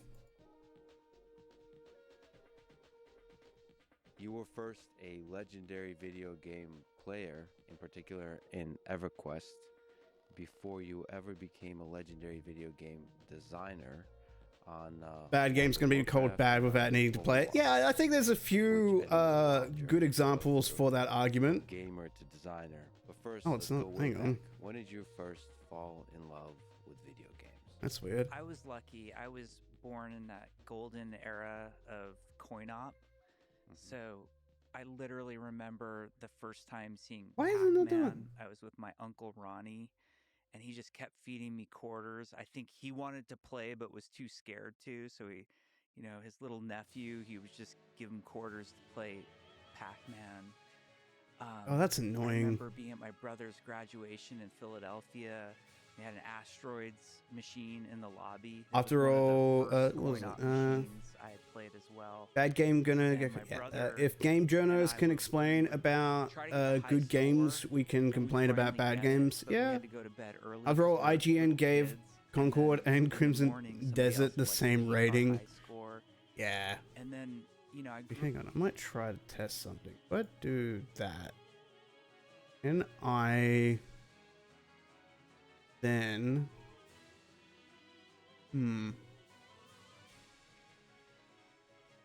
People love Crimson Desert, don't know why. I feel like it's kind of this, in this niche of game where... I just try and some... It's kind of in this niche of game. I think I've heard people try compare it to like Valheim, for example. Grew up in Southern California. What if I do this? In the 80s. I was born in 72, so, you know, I was a kid with that skateboard BMX culture where we'd ride 2 towns over. We knew all the pizza parlors and liquor stores and arcades, and we just lived in that coin-op phase. That was where the love started. And I've heard people compare it to Valheim with how it's sort of like structured. And now it's like open and everything. So it's not everyone's cup of tea. Atari was a big thing at that time as well. But the big one for me was actually in television, because my dad was an executive recruiter and one of his clients was Mattel. And he said, hey, they gave me this thing and he would get discounts or free games. And my brothers and I just loved in television. Like, we would just play it endlessly. And the comparison was always like, is this game close to what's in the arcades? Mm-hmm. And it was just such a golden era. You were a pirate singing sea shanties or being chased by sea monsters, yeah. And kind of hit the next level. You didn't play it as a Viking, okay. Came out. And that, like, NES with Super Mario. Yeah, I kind of... was kind of... I think the big difference, like, because from what I understand, Crimson Desert was supposed to be designed as a... it was originally supposed to be an MMO. It was supposed to be a sequel to Black Desert Online. For weeks, my brothers and I. And then I had a friend come over, and he showed me all the secret stuff in that I didn't know existed at the time. And it was like suddenly the world opened up more, and games could be more. And then there was like a big PC gaming push that hit me. Black Desert was too expensive to play. I think I remember, if you want to like play with friends and that, and be consistent with gameplay, it's very much a case of go look at the wiki sort of thing. Look at like playthroughs and that. Kids had the Amiga or the Commodore, which kind of sucks, because like the IBM at the time. The way I want to play an MMO or just a game in general is I want to play by playing the game, and I want to unlock things, and I want to do all that. With Black Desert, there is so much shit you have to do just to get like a horse. Like, a place in my heart. I remember playing Black Desert. It was microtransaction heavy. Yeah, very microtransaction heavy. A lot of it was focused on cosmetics, but there were like, I will admit, there is a lot of like gear and like item requirements that so you're starting to see do help a lot that you can navigate by just buying shit. You can step into this world and you can lose yourself in that world. Yeah, you're transported. You're living there. Was Zork popular? I was fortunate enough to not insanely popular. And then there was deal with any of that shit. Zork 3. Thankfully. Zork Trilogy. I see it. And it was weird in like sometime in the 90s there was this era of what they called CD-ROM games. That's how they branded them. And they made a return to Zork, but it now had graphics. I've tried playing Zork. Somehow that just shattered difficult everything, because figure the Zork out. You knew in your head didn't exist anymore. Yeah, Zork was fantastic. I think it might be open source now, which I think is fabulous. But I highly recommend Zork. There was also, in those days on the PC that worked on our IBM, was Ultima, which was the Richard Garriott series. and he was Lord British. We knew him as Lord British. He put himself in the game. And you want to talk about world building. You know, there was you, Forrest, and there was all the characters. And the first Ultima I played was Ultima 2, because Ultima 1 was before my time. And that series, it was this RPG. You see how transparent tech from early 2000s is coming back? And the world no, but I'm very excited hearing that. You're playing in this fantasy I want my what was it? And yet somehow you could get on a rocket ship. Like and then there was just all of there was I really wanted to get a mod. I want to mod my Game Boy Advance, and I want to get like the clear. It's like atomic purple. But if you really wanted case for it, try to rob these people or God, man, that was you know, that was something. That was shit back then. And I want to see the internals of things, and I'm happy that that is the case. Yeah. Trying to do these things over and over, and a couple of companies are making stuff now. Really awesome. Profound, kind of cannot wait. And of course, that led to Ultima Online, which is a legendary game in itself, perhaps connected to EverQuest. Yes. Sort of starting to build these worlds that are massively multiplayer online video games. Can you take me to that journey? Like, as you start to get online MMO world, what were influential? What were fun for you? Well, the big one for me was EverQuest. One of the companies makes a mod for PS5, Switch, Switch 2, Xbox, Steam, Stream Deck. And it was like one of those in transparent cases in my life where I was actually in transparent cases. You were busy. I was busy, and I missed Ultima Online. Like, I would have had that experience. Actually, I think I have. And when you hear the Ultima Online, transparent, like the craziest, funniest. You know, I knew somebody who they learned how to poison in the game. And then they would poison apples, then leave them on the ground, and somebody else would be adventuring, and then feed the apple to their horse and kill their horse. Then they steal. I think I've got like a transparent, like PlayStation 1 controller somewhere. Grief-based from my childhood. Really, like when you're treating the humans like ants in the ant farm. That was kind of Ultima Online.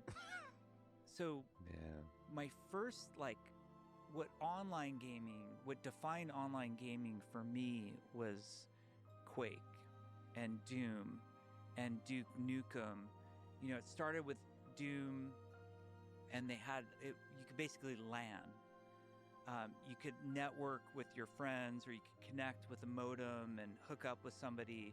And that was like a mind-blowing. Oh, dude, I remember hearing stories about game and saying that's a person. OG Doom and setting up like magical, like that moment. Trying to get onto multiplayer, being like a nightmare, and how actually like people that were able to do it successfully, were able to get jobs from it because of how more refined. And how difficult it was. This Quake community formed with all of these, you know, great websites, mods. The community was divided into, there were 2 casts of players. They plan on making a Steam machine case and Steam controller case? Nice. And then the rest of us, you know, and I remember rolling into Quake matches. People are running Doom on brain cells now? I am not surprised. 300 ping connection. And I thought it was the greatest thing ever. And just connecting with people. Like I have this on the playlist? No, I don't. To this Why day, is it? The only gaming website I read, I don't read any of the news sites anymore. This isn't on my playlist. Why is it here? Which was like someone actually kind of official. Doom runs on everything. Like, oh, did you hear this new thing's coming out? And I sent the link, and they're like, dude, this is from. I did put this in. Okay, like, never mind. What time machine did you don't just remember step out putting of? this song in? A guy named Steven Heaslip. I'm probably pronouncing his name wrong. I apologize, but it was actually through that site that I learned about EverQuest. They had those programmer plan updates, the .plan files, and guys like Carmack would, you know, they'd post about what code they were writing or how they had optimized something or just their personal life. Like, the Ferrari talk would always happen once they had achieved success. And there was an id programmer named Brian Hook, and he said, I'm leaving id to go work at Verint, which became Sony Online, to work on this game called EverQuest. And I was like, how does anybody leave id, the greatest institution in all of gaming ever, to work on any other game? I'm like, this guy must Now be owned by crazy, Bethesda. or whatever this EverQuest thing is. I need to see it.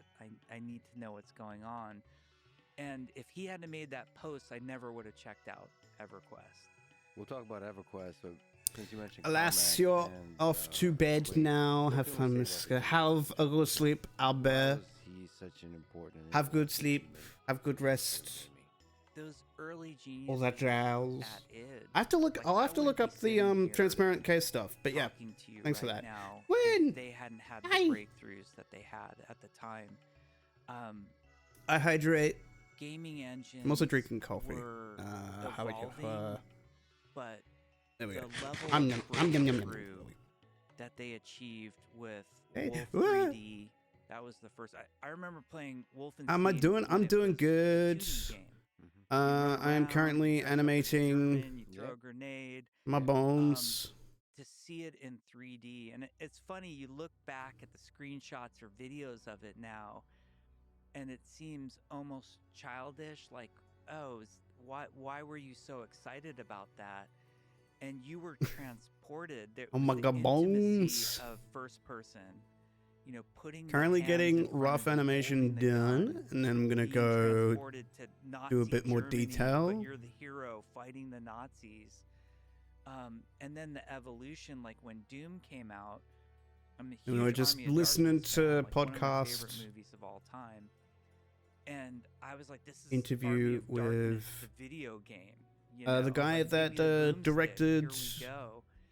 Overwatch. And the graphical advances. Is this for a mini project? but This is it for wasn't an just how the emote. game looked, it was how it played, See the GIF the playing above me. smoothness kept getting better, I'm gonna the replace an responsiveness, emote the sharpness of the gameplay. on You my have to credit Twitch. id in those days, Probably and the. I've Carmack been and thinking Romero.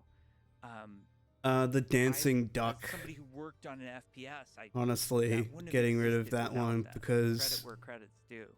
And by the way, we should say as a They really gamer, use it, your but range yeah. is incredible. You are a legit. We first-person 3D shooter modeled, gamer, but you're the also shield obviously and well the the more MMO world sword rich, earlier than stream, exploratory and kind now of we're game. just It's animating. fascinating. But yeah, there's on the technology stack that brought something like Quake or Wolfenstein 3D. And I haven't really animated that life. much with like There's a 3D models, threshold so you this can is kind of pass of me realism. learning a bit. Where you can immerse yourself into that world. I had the same exact experience with the Wolfenstein 2D, taking a step to 3D, and it was like tears in my eyes. Like, this is incredible. Like, my memories of Wolfenstein 3D is it was like ultra realistic. It's silly to say now.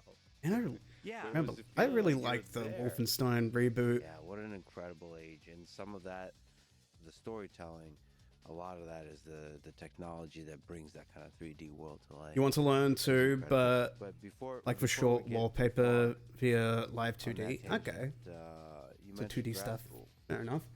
We should mention I know that, there is you like have master's a degree in creative writing from freeware, NYU, or you could buy and, it you on wanted to be a Steam. writer. Application You told me called your main Krita, influences were Kerouac, which you can but do also 2D Hemingway, animation on. Salinger, Bukowski, Orwell. I do What drew you remember to hearing that it was like a storytelling good of writing? alternative to What Clip aspect of the Studio. human experience were you trying to put down on paper? Mm. Well, it started with being a fan. I think I first, remember being using it a couple of inspired and times, but reading, didn't really get and used to it's it. The Meeting the not sword. only being Yum, yum, yum, yum, transported yum. to a different world or into a different person, but also, It's a bit the like way that stories can yeah. touch emotions in you and trigger feelings sometimes you didn't even know you had. And that was very appealing for me. And the big challenge with it is, and I think this is for anybody who creates anything, is putting yourself out there.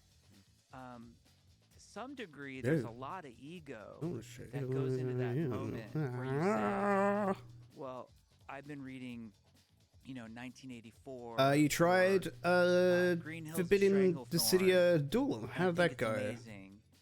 Gameplay is kind of finicky. I am curious to give it a go, just to see how it is. That's a giant leap of faith. It's a moment of putting yourself out there completely. I haven't really played Dissidia. There's got to be some part of that's ego. But like the idea of Dissidia is really interesting, but I haven't never played it. I think for people who not even like Dissidia NT stuff, they can't help but which is like I think it's don't really have an option. That's just how you're wired, and you're gonna do it anyway. And I admire people like Dickinson who can just write all the poems and leave them in a drawer to be discovered by somebody else. That's one way to go about it. Yeah, Franz Kafka, a lot of the stories he wrote never published, and he asked for all of them to be destroyed. And then it's only because of his friend that ignored his request that we even have many of his stories. So like to be that kind As for gacha abilities, you kept getting Terra or Kane. Yeah. Okay. But then there's also keeps doing I was entertained by Dragon Pose when he was new screen. Okay. In 1819, declared that he's going to be the writer of the 20th century. And got a bone stuck in my throat. In the eyes of many, to be one of the greatest writers of the 20th century. But there's like millions of kids like James Joyce, been writers playing exactly Lightning. that Nice. But that you don't have abilities for Cloud from the gacha. Okay. You have to have that ego. Yeah. Right. I'm gonna. Yeah, right. I read 1984. So you get abilities, and I'm assuming your Final Fantasy heroes from the gacha. It's one of the many lessons I've learned.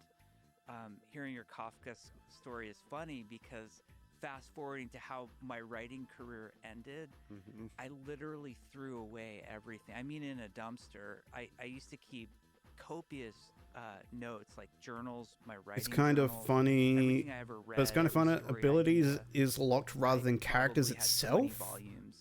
It's like Opera Omnia, which the weapons are gacha. Abilities are gacha. That's weird. What happened in my day, how I was feeling, all of that. And then either digitally or typed, I had all of my manuscripts, and I threw it all in the dumpster. What was that decision? Do you remember that decision? What was that? What was that like to just take that part of your life and just put it in a dumpster? Yeah, it was. I think it was necessary. It was necessary. This is like rationalizing it after the fact, which is easy to do, But at the time, I think I was so broken and so defeated with failure that I needed the moment. It was like throwing in the towel for a boxer, It's that any way of, to like, do progression. I'm not going to win this fight. Or have gacha. And you use the you abilities. need to move on from it. And if there was any element of that sitting around, I'd be tempted to try again or bring it out of the drawer 10 years later. We should mention that you did give it a real try. You've mentioned receiving over 170 rejection letters in 1 year when submitting your stories. So there's a lot of rejection. So there's a long chain of rejection. And then what was that like? The rejection? It was hard. I had moved from New York.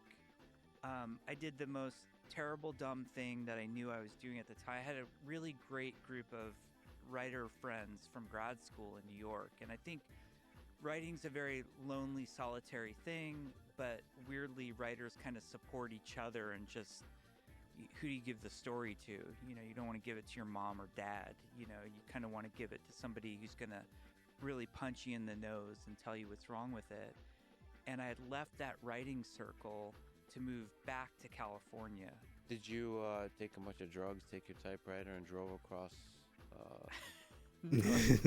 across the United States, and then wrote a book about it, or just to take Kerouac as an example. Anyway, sorry. You went. I might have been more successful had I done that. So sorry. So you went back. So I moved back to California, and I did it for a girl.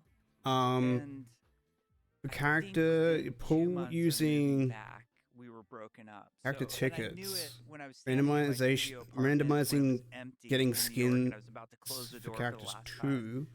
I had But if that, you like, use 5 know, tickets, you little can knee on the shoulder saying, guarantee getting certain "What are you characters. doing? You're making Not one of all those by the epic way. life Okay. mistakes that is going to come back to haunt There's you." progression, but for And, story, it's I ended up alone in California. even and I bizarre think because it was a it good locks 3 behind the years season that pass. I structured my life So I where I was thought gonna write story 8 is hours part a of the day, because it's that game like writer's Opera Omnia, habit. but Like, you have to just force the yourself. fact it's locked This behind is a season job, pass, this it isn't a hobby. feels the Whether game I like won't it last or long for not, sure. rain or Yeah, shine, I feel sick like or they're healthy, kind of I'm gonna write for throwing 8 hours a day. everything in I a did. hash and expecting and thinking I was it will fortunate, work. Like I said, my dad had his company, and he hired me as a research associate. So I was calling up, generating name lists for a recruiting company.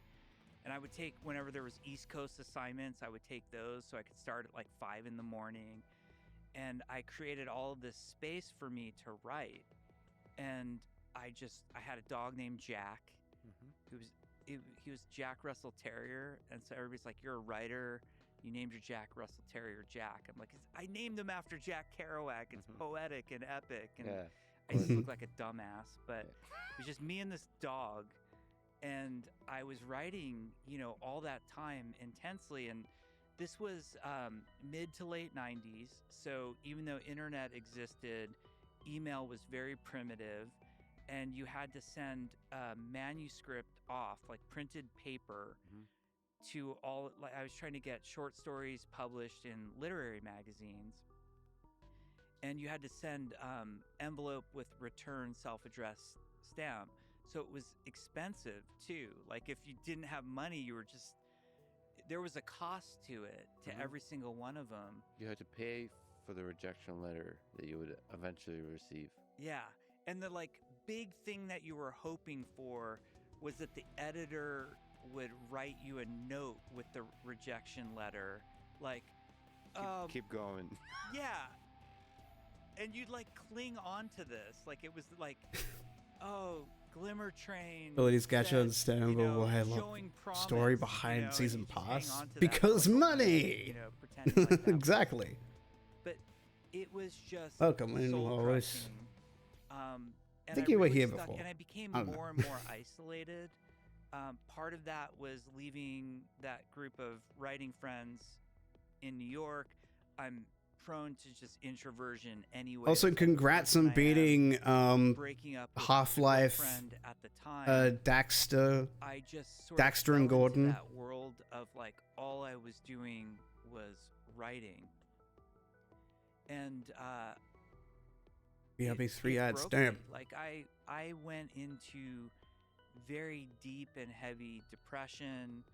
I drank too much. I really had a problem with alcohol.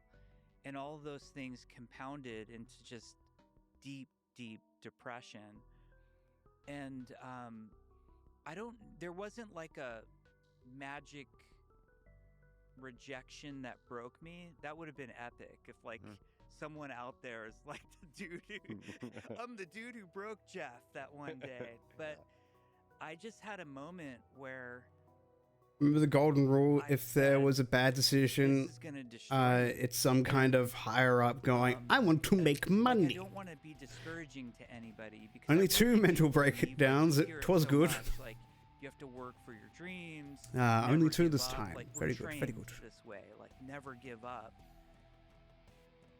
The universe, actually maybe not the universe, a group of editors at literary magazines across the United States was telling me it was time to give up as a writer.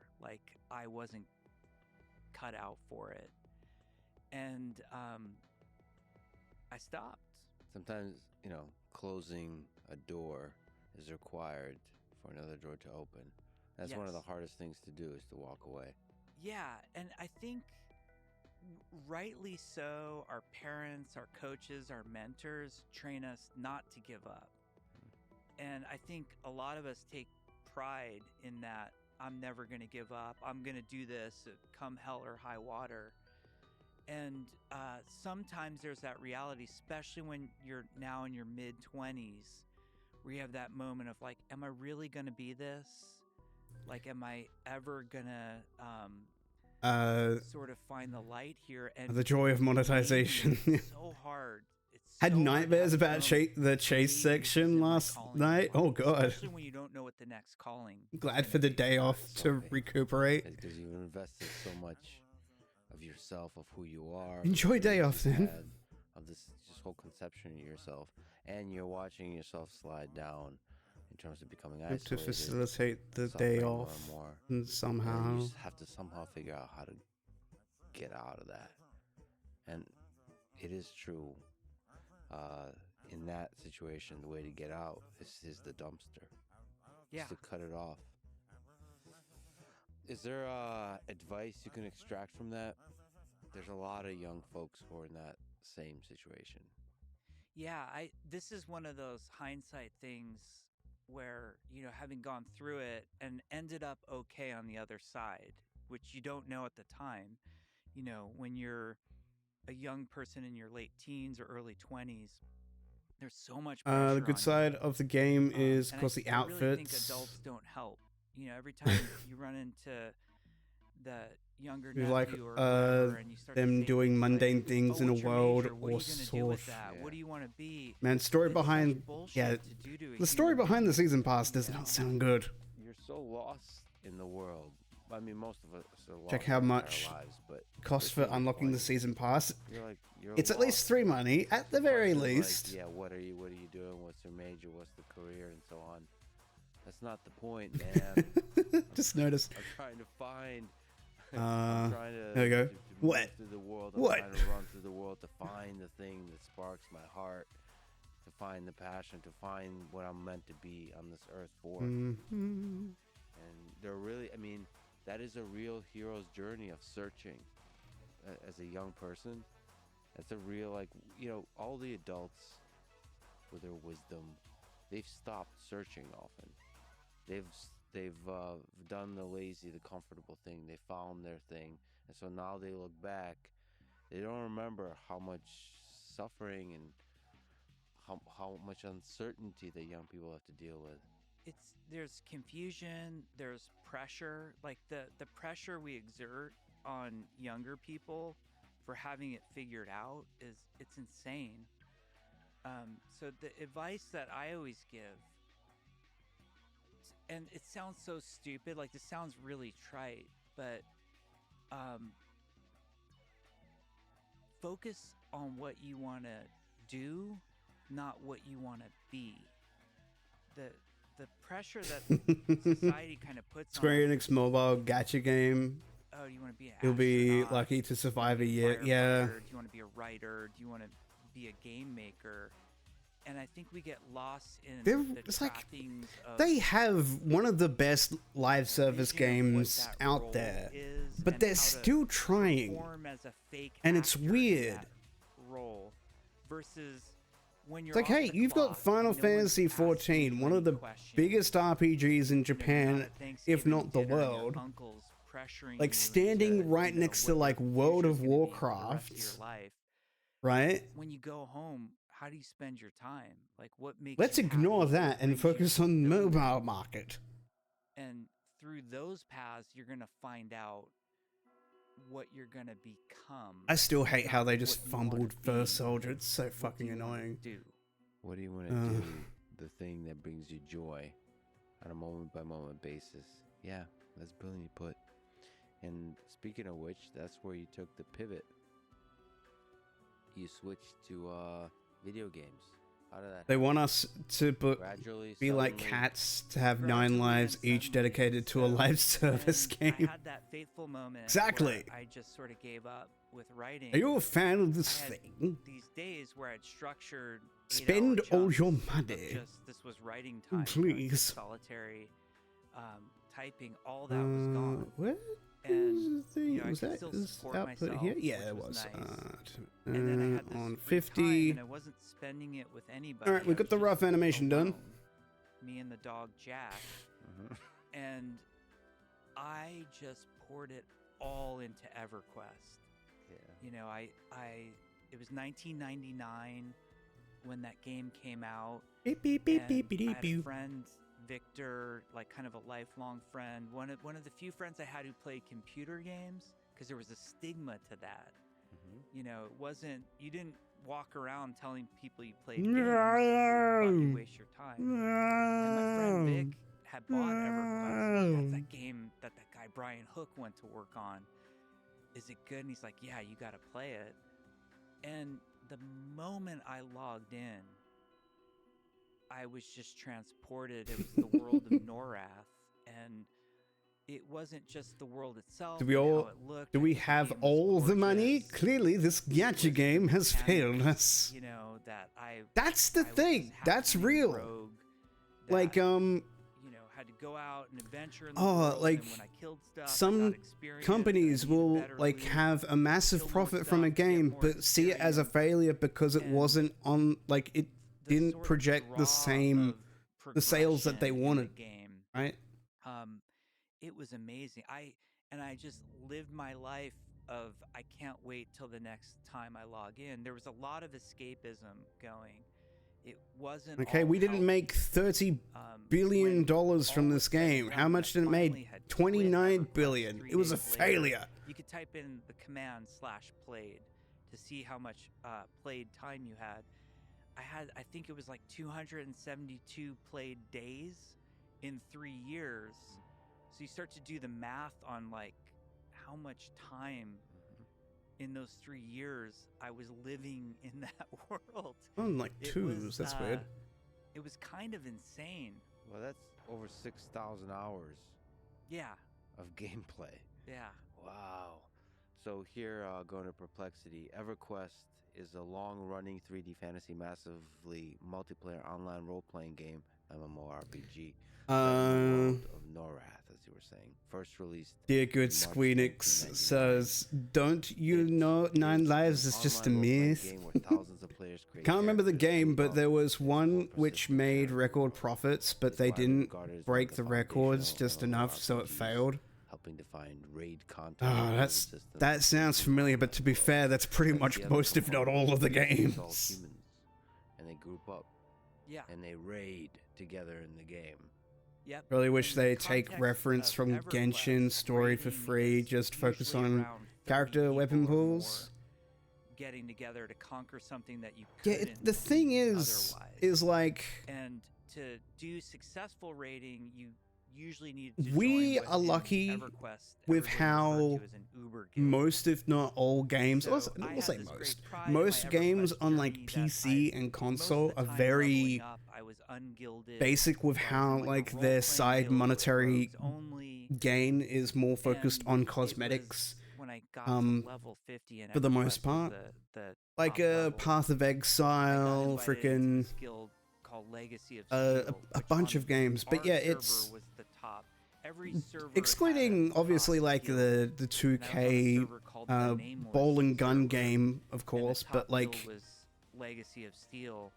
mobile and that games, the mobile game market is more of a case thrill of like of getting 30 people I together could probably- to go see if you could beat you could probably compare it to Magathon, who was the like Fire Dragon, or casino Vox, the games, Frost Dragon, like slot machines. and needing perfect coordination. Like they to share pull the it off. same sort of It was thing where insane it's how like fun- like, you could have your literally gameplay spin out, loop, you're alone in there's a your wall room in at front of your home, gameplay loop. but In you order felt like to you were break there that with these wall, you people, need and to you would spend money. audibly cheer out when you And when that's you the won, idea and of feel mobile depressed when you lost, like and it was a game of especially high like the highs stingy and low ones. Let's lows, say and you it did have a everything character, right. you It walk was 2 amazing. steps. Please insert 40 quarters. That's basically it. We have reverted back from like mobile games have evolved back to like arcade games where it is so stingy that you are required to, in some sense of the word, Yeah. So, to put money into the game people in an order for online it to work game the way like you want it to EverQuest work. like hurting. You missed the day when unlockables didn't require credit card details. I remember the discourse back in the day where it was like DLC is becoming the more common thing. I remember hearing about like the Oblivion like horse armor, which was fucking ridiculous. There was also a lot of depression in the EverQuest community. It was something I suffered with, but a lot of people, you know, anytime you're feeling sad or down, you're looking for escape. And one of the great things video games brings us is escapism. And escapism isn't always bad or negative, but when you sort of abuse it to escape your real life problems, it's bad and negative. So there's a mix of pain and darkness that pain can manifest as all part of this community. Yeah, and what's weird is you enter the cycle where being with the other people gives you camaraderie and relief. Remember when the horse armor was thought of the worst thing they could do with DLC? But then you're withdrawing and it makes you feel that way more to where sweet summer child of your the game at that point. So it's psychologically there's a lot going on there. And so it's only gotten worse. All of that.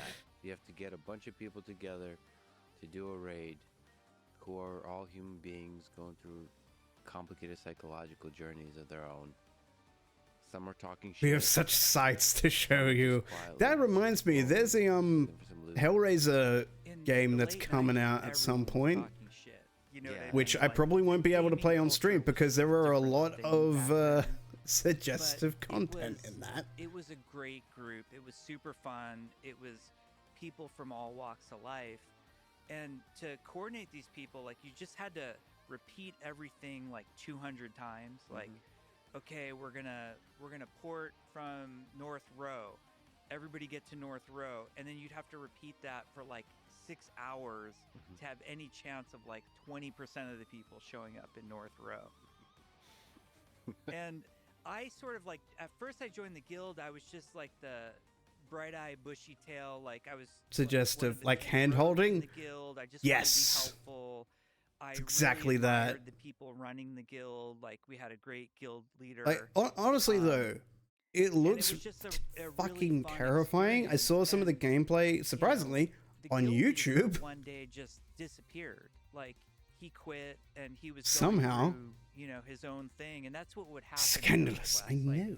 People would just kind of disappear. All of a sudden, there wasn't a, hey, in about a month, I'm gonna stop playing because I'm starting this new job. People had to. I might have to do some interpolation. Just disappear, and basically, our guild leader stopped playing. Scandalous. Did you miss them when they disappeared? Like, we should say that most of the people, maybe all of them, were anonymous. So you just have a username, and you don't really say who you are in real life. Absolutely. In those days, there was a great stigma to mentioning any real life info. You just kind of kept it all really close to your chest, and you never knew who was male or female. You kind of assumed everybody was male. Safe assumption. And then it was a surprise if they were actually female. Like my wife, for example. That's how I met her. You met her in EverQuest. I met her in EverQuest. Aww. That is a true love story, right? Yeah. There. Yeah. Wow. The funny part for me with EverQuest is, you know, you play a game as much as I played EverQuest, and people are like, you threw years of your life away, like you can't win a game like that. And I'm like, I don't know, like sitting here today, my whole career and my family are thanks to EverQuest, so I think I won the game. I think he won the game. Yeah, you're like the well actually guy. Well, yeah, exactly. Your life, it will be on a Wikipedia page somewhere that says, well, here's an example of somebody why video games are awesome.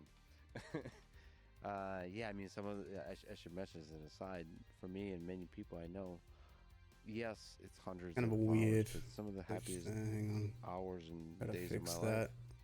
Like, looking back, it all worked out. During it, you are pretty low, and you think, what am I doing with my life, all that kind of stuff. Yeah. But like looking back, just the all-nighters you pull playing a particular. It's actually video looking game, pretty allowing good. yourself to really fully be immersed.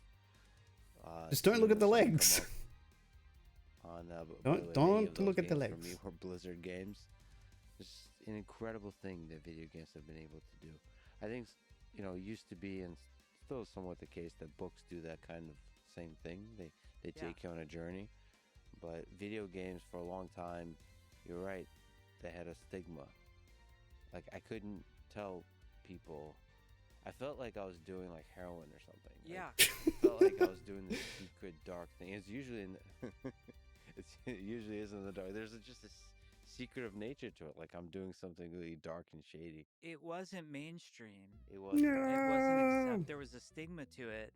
And one of the weirdest parts of that is, I mentioned like you could type in the /played in EverQuest. Well, if you did the /played on how much TV people watch, what would that look like? It would blow 6,000 hours out of the water easily. Well, in 20 years ago, it would have, not today. Imagine if that was a thing. Yeah. If but then it is. if that was a thing, fucking hell. Hard If you to had like a divide. tracker for like how much TV Those are time, also really what, painful how many times. time, how much time How it hard took, was it to say or goodbye you for took out your day to watch EverQuest? TV. It was really hard. And there were times where You you tried spent to quit. 3,000 took a break hours. sometimes. Yeah, you think you're quitting for good. You'd have those moments of like, I'm doing this too much. I need to move on in life. I'm going to put it down and walk away and hopefully not come back. And there were times where you did come back. When I finally did leave EverQuest, it was actually extremely easy because I was psychologically done with the game at the time.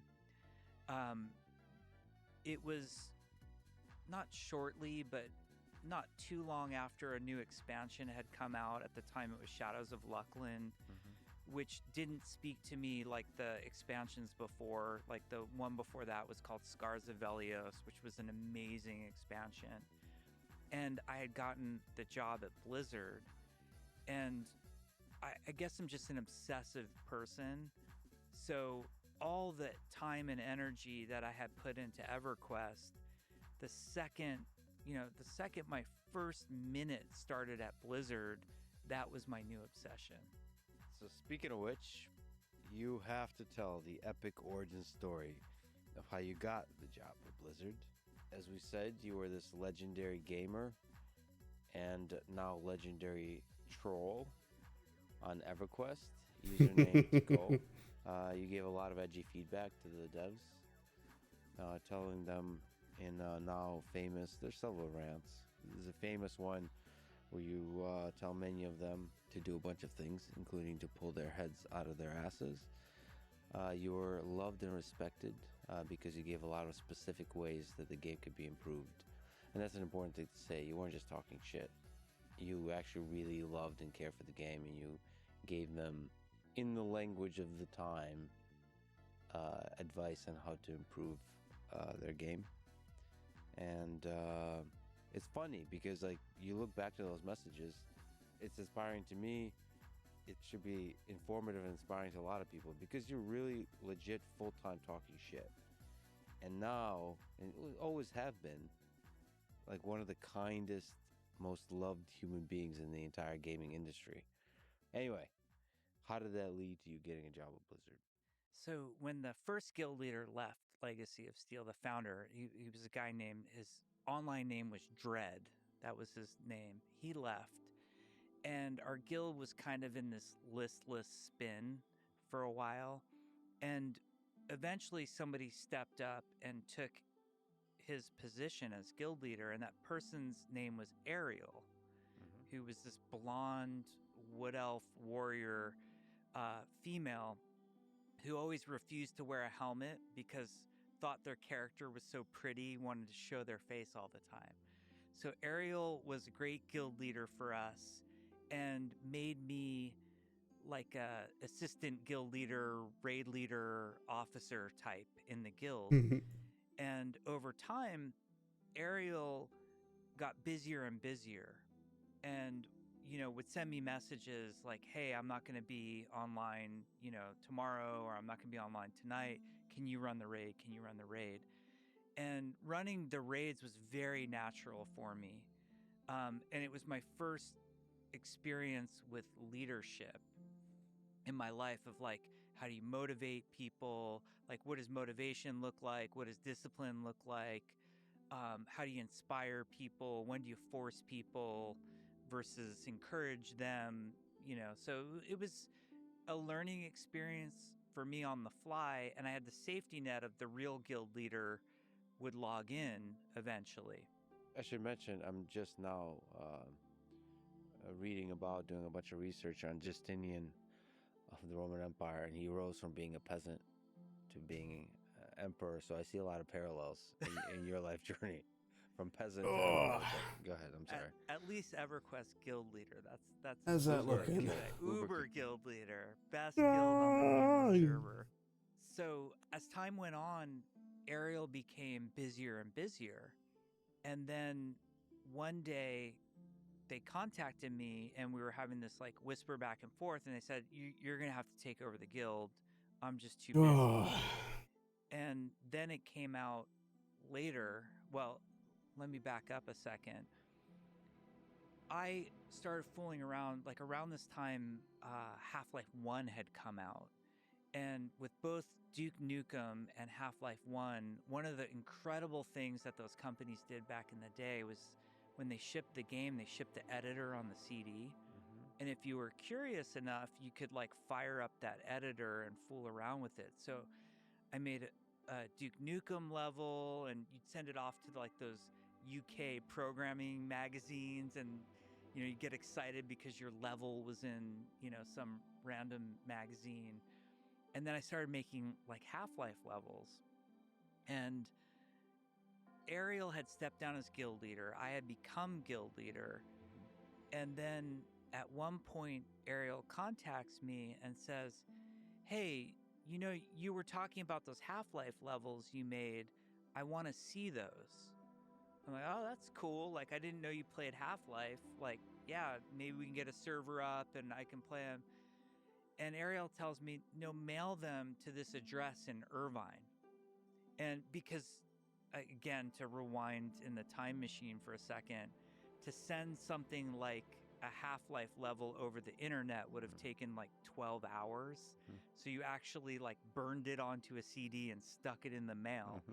So I put my Half-Life levels, I send them to Ariel, and he says, my name's Rob. I'm a designer at Blizzard Entertainment.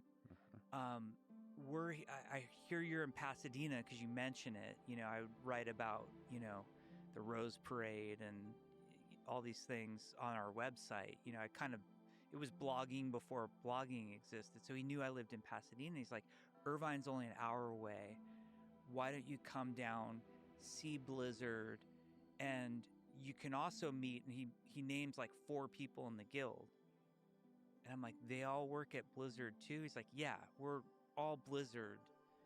And it was so weird because during that era, I didn't have a lot of money. It was not like, kind of nowadays, it feels like everybody plays every game, but you had to be selective. So like, I never bought StarCraft or Diablo or Warcraft. I was much more of the Half-Life, Quake 3 guy around that time. And I never played a Blizzard game, and I just got invited to like go to Blizzard Entertainment. Was Blizzard already legendary? With the Warcraft and StarCraft, was it building this like great legend of this game company that seemingly doesn't miss? It was very much on its way to enshrining itself as being one of the legendary game. Like, it was beloved by gamers, but there were still ignorant people like me who hadn't played, War 2 or Diablo 2 or StarCraft, which was shocking to people. So you weren't like freaking out.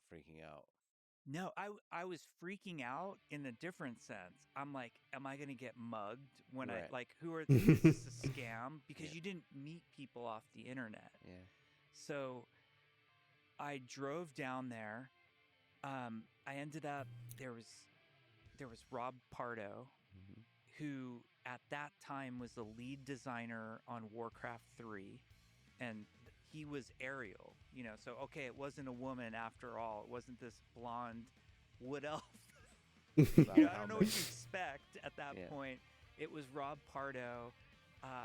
To this day, a great friend of mine named Scott. He was catfish this whole time. Enchanter in our EverQuest guild. A guy named Dale O'Min. There was a guy named Roman Kenny who was like this totally psychotic wizard who played in our guild. And I had lunch with these guys. You know, we just went out to Irvine to like a restaurant. And, you know, forgive me for the misuse of the phrase, but it was like my coming out moment. And we talked about games having that stigma and being embarrassed about who you are and what you like. Like, up until that point, I would never tell friends, family, like, I love games. I'm playing this game, EverQuest. It's so cool. We just killed a dragon. And so you were hiding this part of your identity. And I'm out to lunch with these guys in Irvine. And we're talking about dragons. Honestly, I thought it was going to take a bit longer to do. You know, raid tactics and talking shit on all the people in the guild. Oh, hang on. I did just notice. I had this moment where I felt like myself. Sword does go through head a little bit. So comfortable. And that was an eye-opening moment. And after that lunch happened, he invited me for a couple more lunches down, you know, I just saw it as like, oh, now I made friends with kind of people just online. stuck in there. Now we know each other in real life, and they happen to work for this game company. And another one of the lunches, they invite this troll warrior to have lunch. Just a close shave, not an issue without skin. Barfa, yeah. The troll warrior. And Barfa wasn't just a little chip off the old bone all the time, but kind of like Ariel got into the guild kind of on the side. You know, it was one of those like inside invites of like, who's Barfa? I don't know, but Barfa's in the guild now. And there was at the time it was a new dungeon called the Hole, and we had never done it before. And we jumped down in this hole, and we're doing this whole dungeon, and everything goes wrong, as it's prone to do in EverQuest. And the whole guild escapes except for Barfa, whose troll character's so big he can't jump out of the exit. They're actually and going I through had the head. This potion that was like a really expensive potion that was a teleport potion. No, it just kind of looks like it is. It could just be how it's rendering in Splendor. I hand the potion to Barfa and I say, here, use this. It'll teleport you out. And I'm a rogue. I can just stealth and get out of the dungeon on my own. So I saved Barfa, not really knowing who Barfa was, and I did it with a very expensive potion. Having lunch, Rob introduced me. This is Alan Adham. He plays Barfa. I'm like, oh, Barfa, and we, you know, you saved me in the hole that time. Well, it turns out Alan was the founder of Blizzard, and he was sort of the head of everything at that time. It was Alan, Mike Morheim, and Frank Pierce. And what I didn't realize with these lunches were, like, I just loved them because I felt like I was myself. I felt true happiness being surrounded by these, you know, people who were talking about video games, and I felt comfortable around. And one day, Rob logs into EverQuest. He wasn't playing much at the time. He said, I want you to tomorrow to check the Blizzard job site. I'm like, okay, like, I'll check the Blizzard job site. And they had announced World of Warcraft, and posted on the job site was the job for an associate quest designer. And the funniest part of it was, I forget if it was a requirement or a plus in the job description, but they're like, we really want somebody with a creative writing degree. And I'm like, you guys set this up for me. Like, they were just looking, and it was that hindsight moment of like, actually these guys were just interviewing me for 6 months. They were actually friends, and they were really cool about it too. And I just had the fuck it moment, like that job opened up. I applied with all my heart, you know, like they had a bunch of quest writing on it. And then I went through like a pretty hardcore 6-month recruiting process because they never hired designers from out of the company. Traditionally, designers were promoted from within Blizzard. Either they would like transfer out of other disciplines, or they would come from quality assurance, tech support. So hiring somebody off the street was kind of a big deal for them. And they really put me through a grilling. It was the first time I met Chris Metzen, who is maybe the most inspirational, creative person on the planet. And you instantly, they paired me, they did this interview pairing. There were these two guys. It was Kevin Jordan, who was one of the original designers on WoW. Really, he doesn't get enough credit for his contributions. He was one of the earliest class designers, PvP designers. But he's a really quiet guy. And they paired him with Chris. And Chris just owns the room. You know, Chris, you could just sit and listen to him. He's so creative. He's so passionate. And the way he articulates things, like, you just instantly become a fan of Chris when you're around Chris. And Chris, Kevin, and I go to lunch at this Italian place that was across the street from Blizzard. And I remember Chris made us stop to buy cigarettes, you know, on the way to the interview. And then every other word out of Chris's mouth was like, fuck and shit. And I had come from this whole like corporate culture from my dad's recruiting business where I'd never imagined somebody would curse in an interview or stop to buy smokes. And again, it was like, I'm around my people. Like, I never smoked, but just, you know, being around people who didn't care about what the corporate norms were was so inspiring. And then my last interview was with Alan and Rob and a great programmer named Bob Fitch. Like, I think he's one of the first 5 developers at Blizzard. And they took me to the Arco station that had a Jack in the Box. You know, like sometimes they'll combo. It was like Arco Jack in the Box. And that was my final interview at Blizzard, was at the Arco Jack in the Box. And I remember thinking to myself, these guys just brought me to a Jack in the Box that's in an Arco station. I need to work here. Like, these are my people. This is where I belong. Like, it was the greatest thing ever. And so, yeah, that's my crazy journey to Blizzard.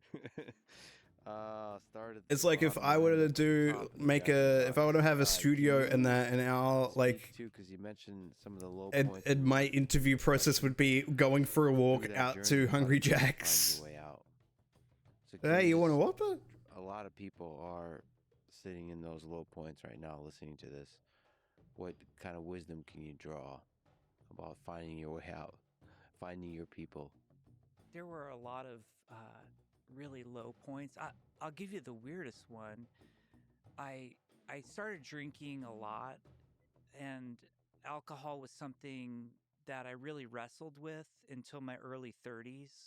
And one of the things I'm most proud of today is sobriety and having been sober for such a long time now. And I remember I would like buy a bottle of Old Granddad and like drink the whole thing by myself and then watch the Oscars.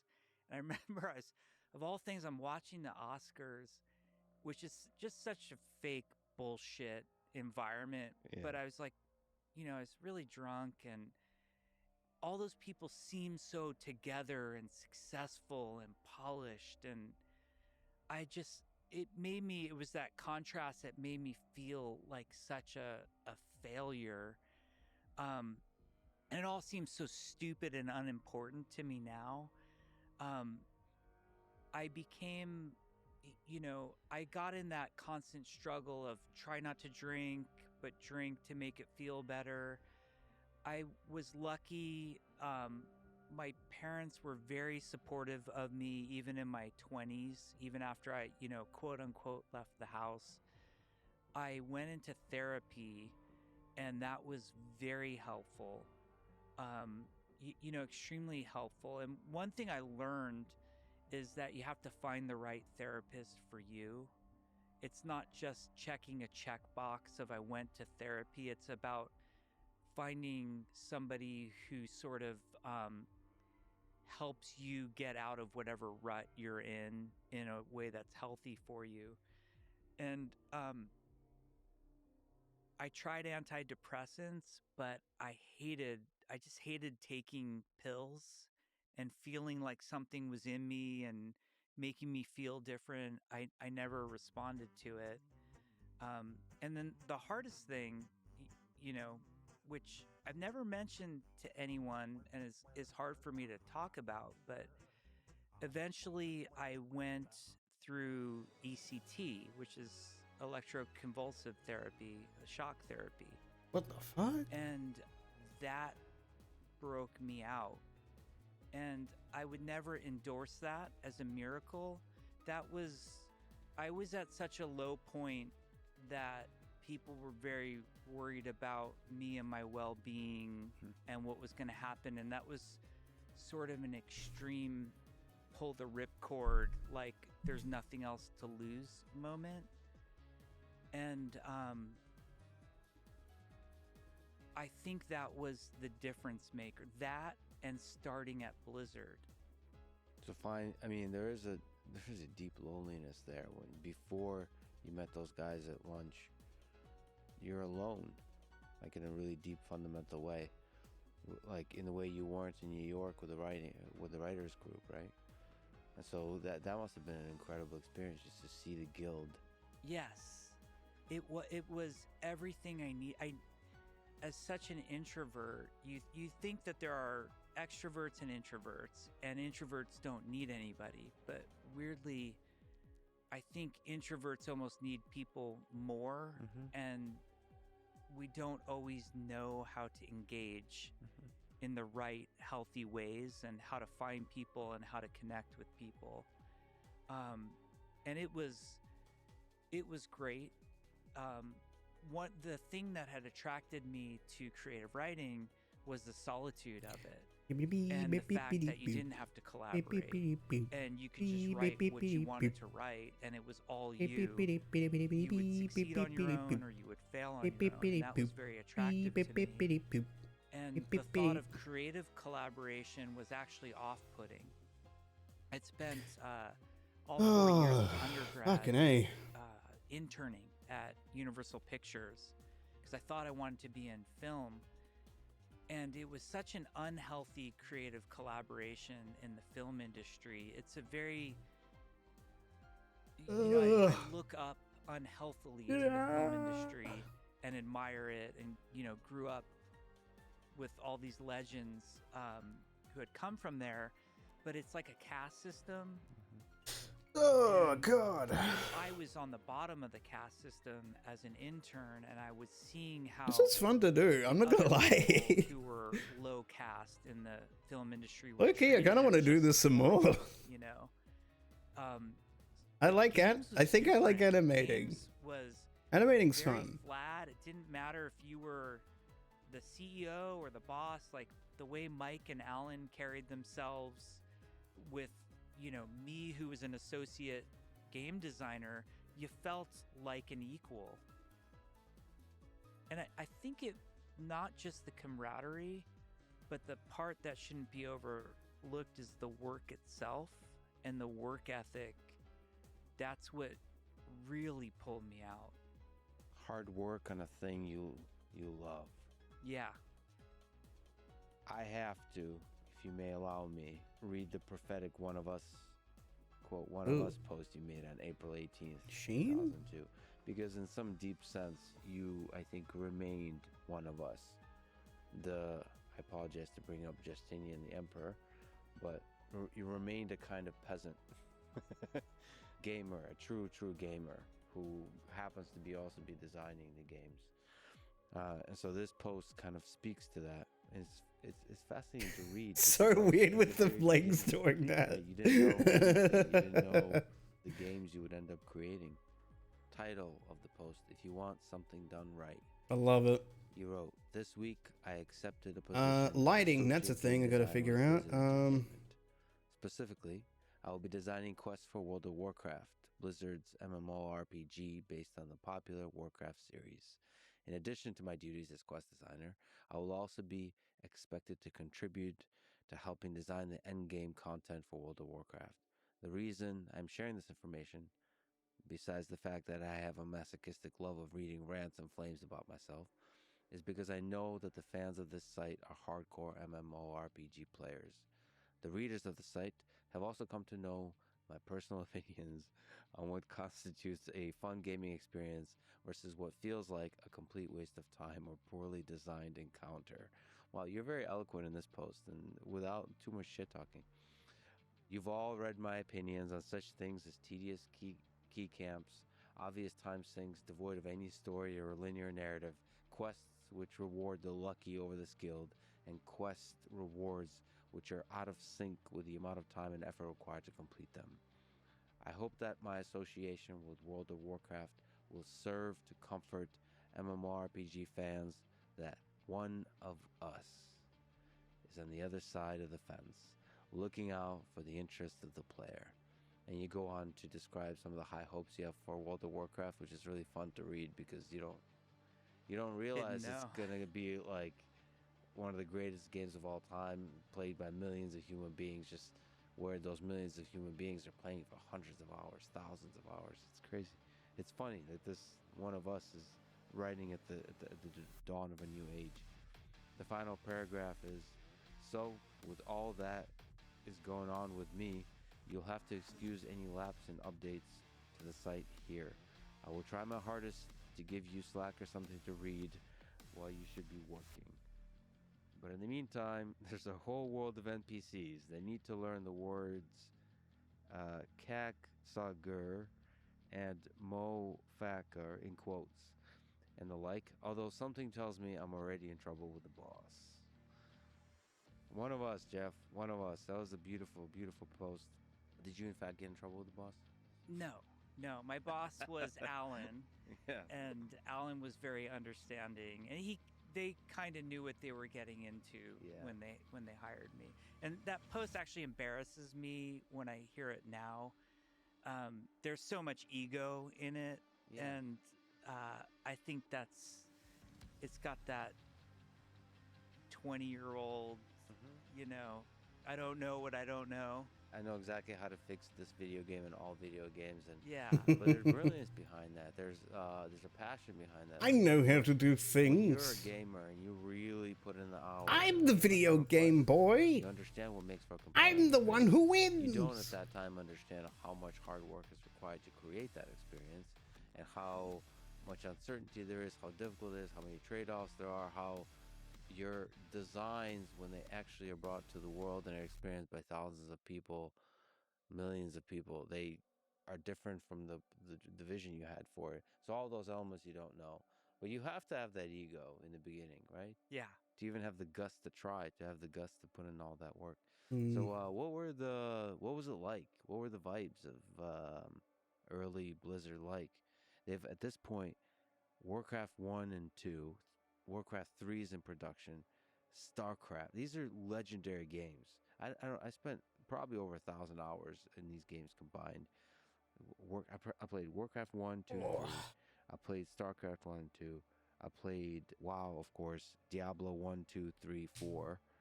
But you Diablo 2 with Stay a While and Listen with Deckard Cain. Stay a while and listen. I mean, Stay a while and listen. These experiences just stay with me forever. Fucking Kane, Anyway. piece of shit. So, big thank you to those early Blizzard folks. Fucking Deckard Cain from Diablo. What was the developers like? What was the vibes like in those early days?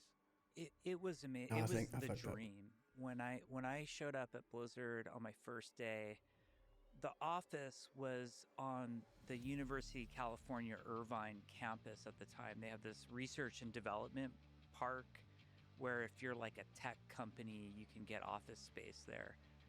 And Blizzard took up, when I joined, it was 3/4 of the building. was Blizzard, and there's like a building right next to it that had like Cisco, and it was like all kind of techie places. And it was so funny because you drive up and like everything was very serious and corporate, and then outside of the Blizzard offices, everybody's wearing black t-shirt and shorts and All right. and playing hacky What time is it? sack It's like and on 4. scooters and skateboards. I need to check and some you're like, stuff. okay, that's where Blizzard is. I'll be real So quick, that and environment, I remember walking in the door and thinking like it feels like I'm then I think walking we'll close up. Un momento, por favor.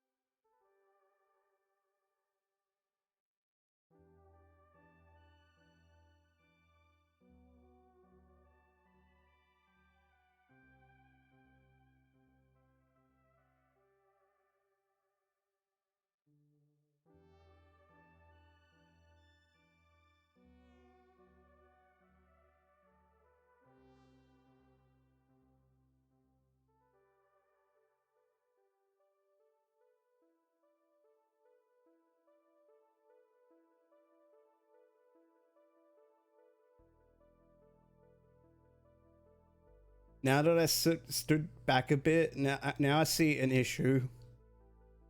And it's not a bad thing. It's just I want to fix it. The hen's over here, but it's over here. So I need to fix it. I need someone like Gwen, Walrus, or anyone, just fucking hold me back, please. I can't stains it no more. It's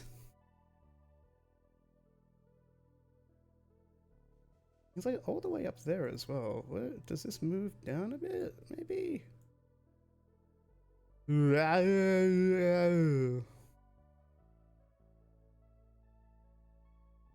you know what?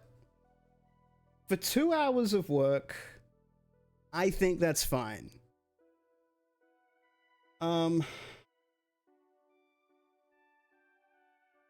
What, we spent like the first hour just making crappy fucking assets for this, which I don't think the sword didn't turn out too bad. The shield though was kind of super basic. But it looks good. It looks all good. From just taking screenshots, not screenshots, but just taking images off of like off of the Google and working from there, I don't think it didn't turn out too half bad. I think I did a good job. I think I did a good job. Kind of looks like he's flipping me off with the bone.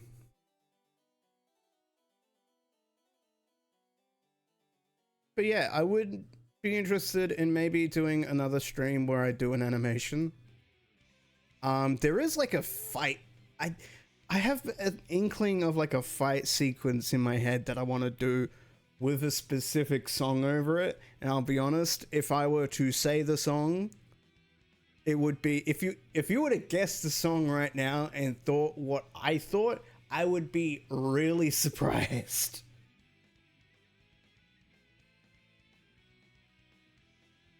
Honestly. All right. we're gonna close out. I'm gonna probably render this off stream so we can save GPU space. Maybe fix some editing, edit the animation a little bit off stream. I don't know. But this was fun. This was really fun. I really enjoyed this. we're gonna turn that one off. And turn this skeleton off because we'll probably replace it with something else later. Remove. Yes.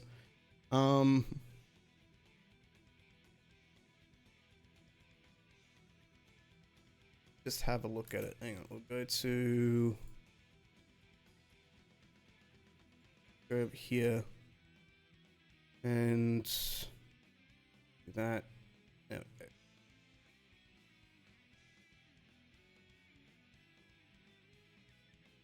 Oh.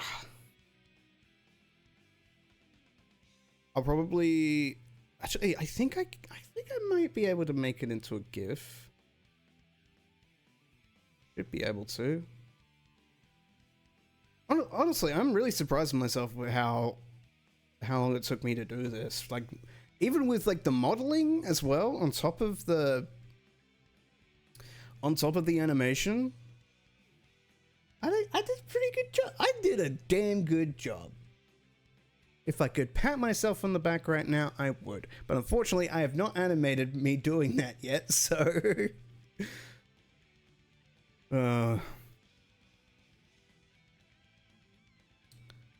This was fun. This was fun. Let's move over to here. Ugh. Yeah, I'll do some editing with it, make it look nicer, probably do some stuff to it, and then I will probably make it into a GIF and then put it into the Twitch chat as a new emote.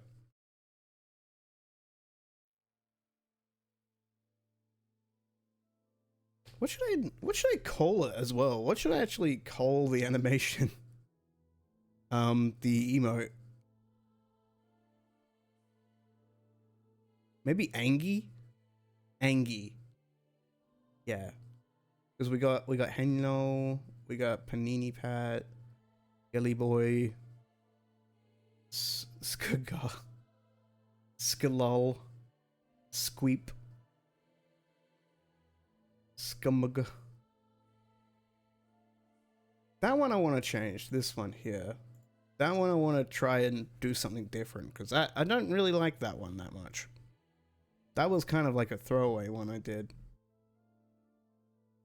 I only have so many emote slots.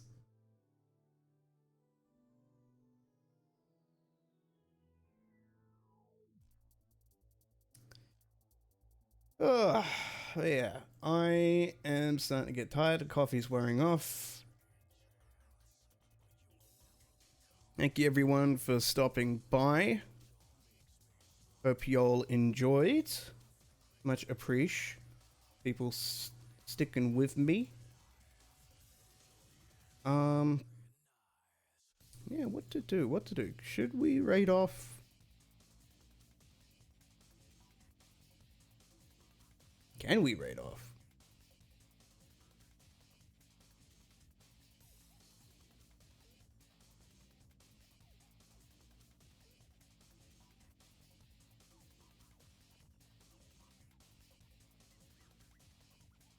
Hmm. Hmm. Hmm. Hmm. Hmm.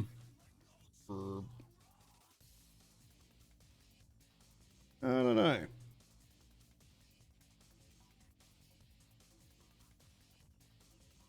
I think we'll just leave it here. It's fine. I am gonna not stress myself out about doing raids until we get this until we get this emote out. And this I'm gonna the new emote that we've got, if you guys end up subscribing, I will probably use the emote as a raid emote, so I think it would be really funny. I should probably play Skyrim at some point on stream. Just vanilla Skyrim playthrough.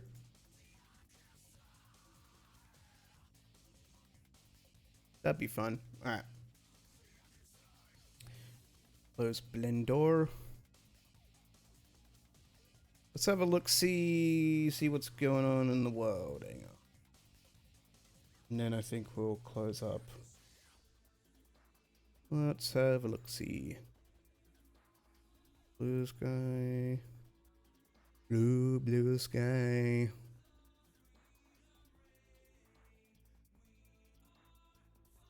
Hmm.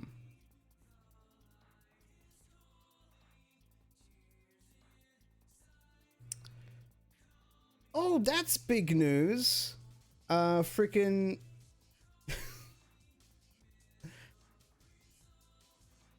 What's it? Freaking. Sora is shutting down. But, like, as we speak, the AI bubble is bursting. Sora's shutting down. The Disney and OpenAI deal that's done, that's gone apparently. That's not moving forward.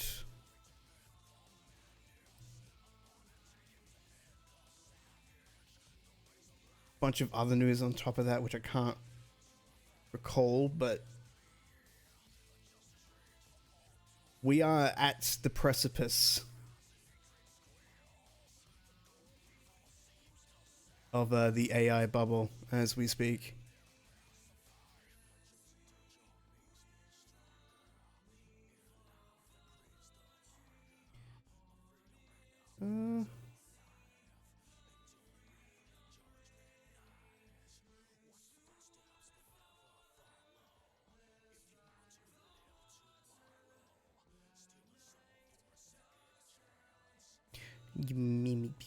Me.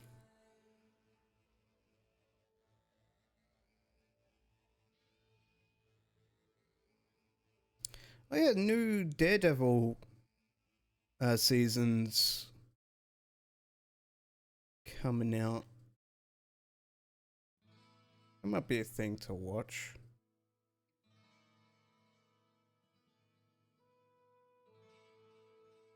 Yeah, I need to jump back to watching One Piece.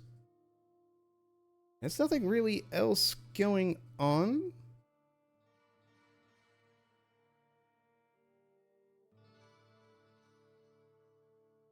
A 91-year-old gamer has gone viral after beating Resident Evil Requiem without using any guides. Good for him. Yang Bin Lin tracked puzzles and maps by hand in a notebook while playing. Sick. That's cool. Yeah.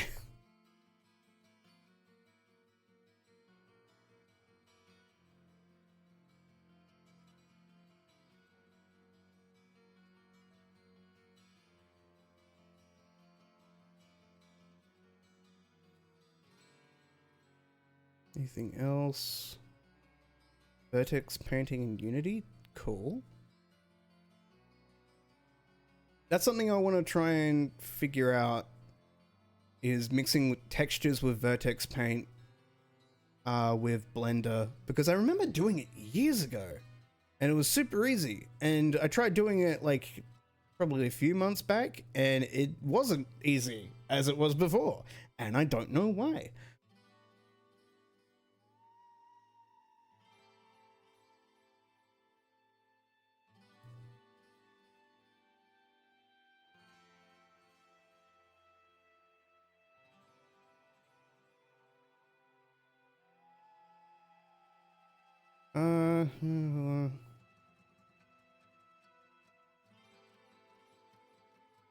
Oh my god, that's fucking terrible. Xbox's new CEO, Asher Sharma, reportedly wants to find ways to make Game Pass cheaper. Don't hold your breath. This could include include introducing lower cost tiers with ads or bundling it with Netflix. No. How about fucking no? Did you consider that? Did you consider?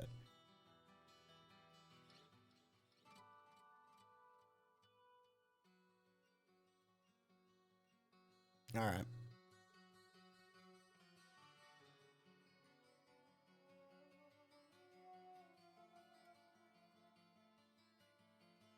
I got some likes on Blue Sky. Okay, that's cool. Don't really get much game dev news on Blue Sky. Maybe it's a separate channel I need to follow.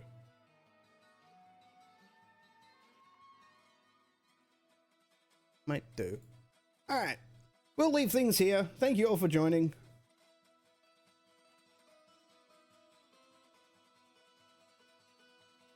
Much appreciate.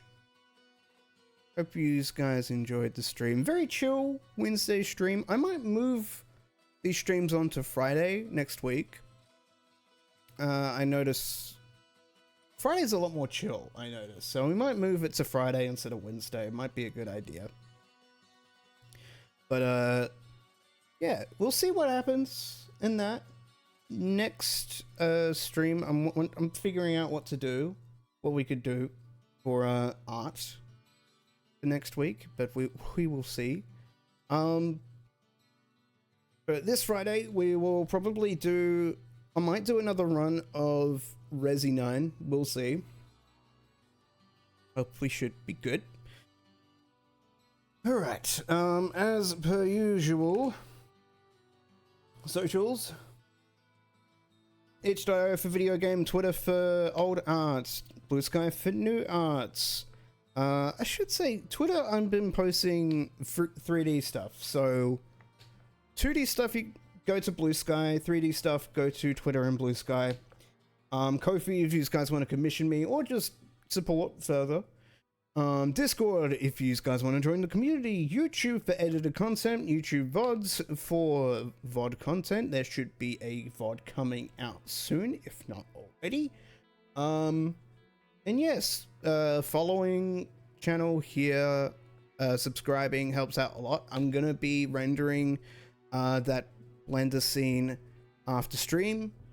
Hopefully should have the new emote in probably by tomorrow or maybe Friday. We will see. Maybe even tonight. Who knows? But yeah, with that all being said, I hope you all have a good morning, good evening, good afternoon, good night, and I will catch you on Friday with some RE9. Until then, bye-bye.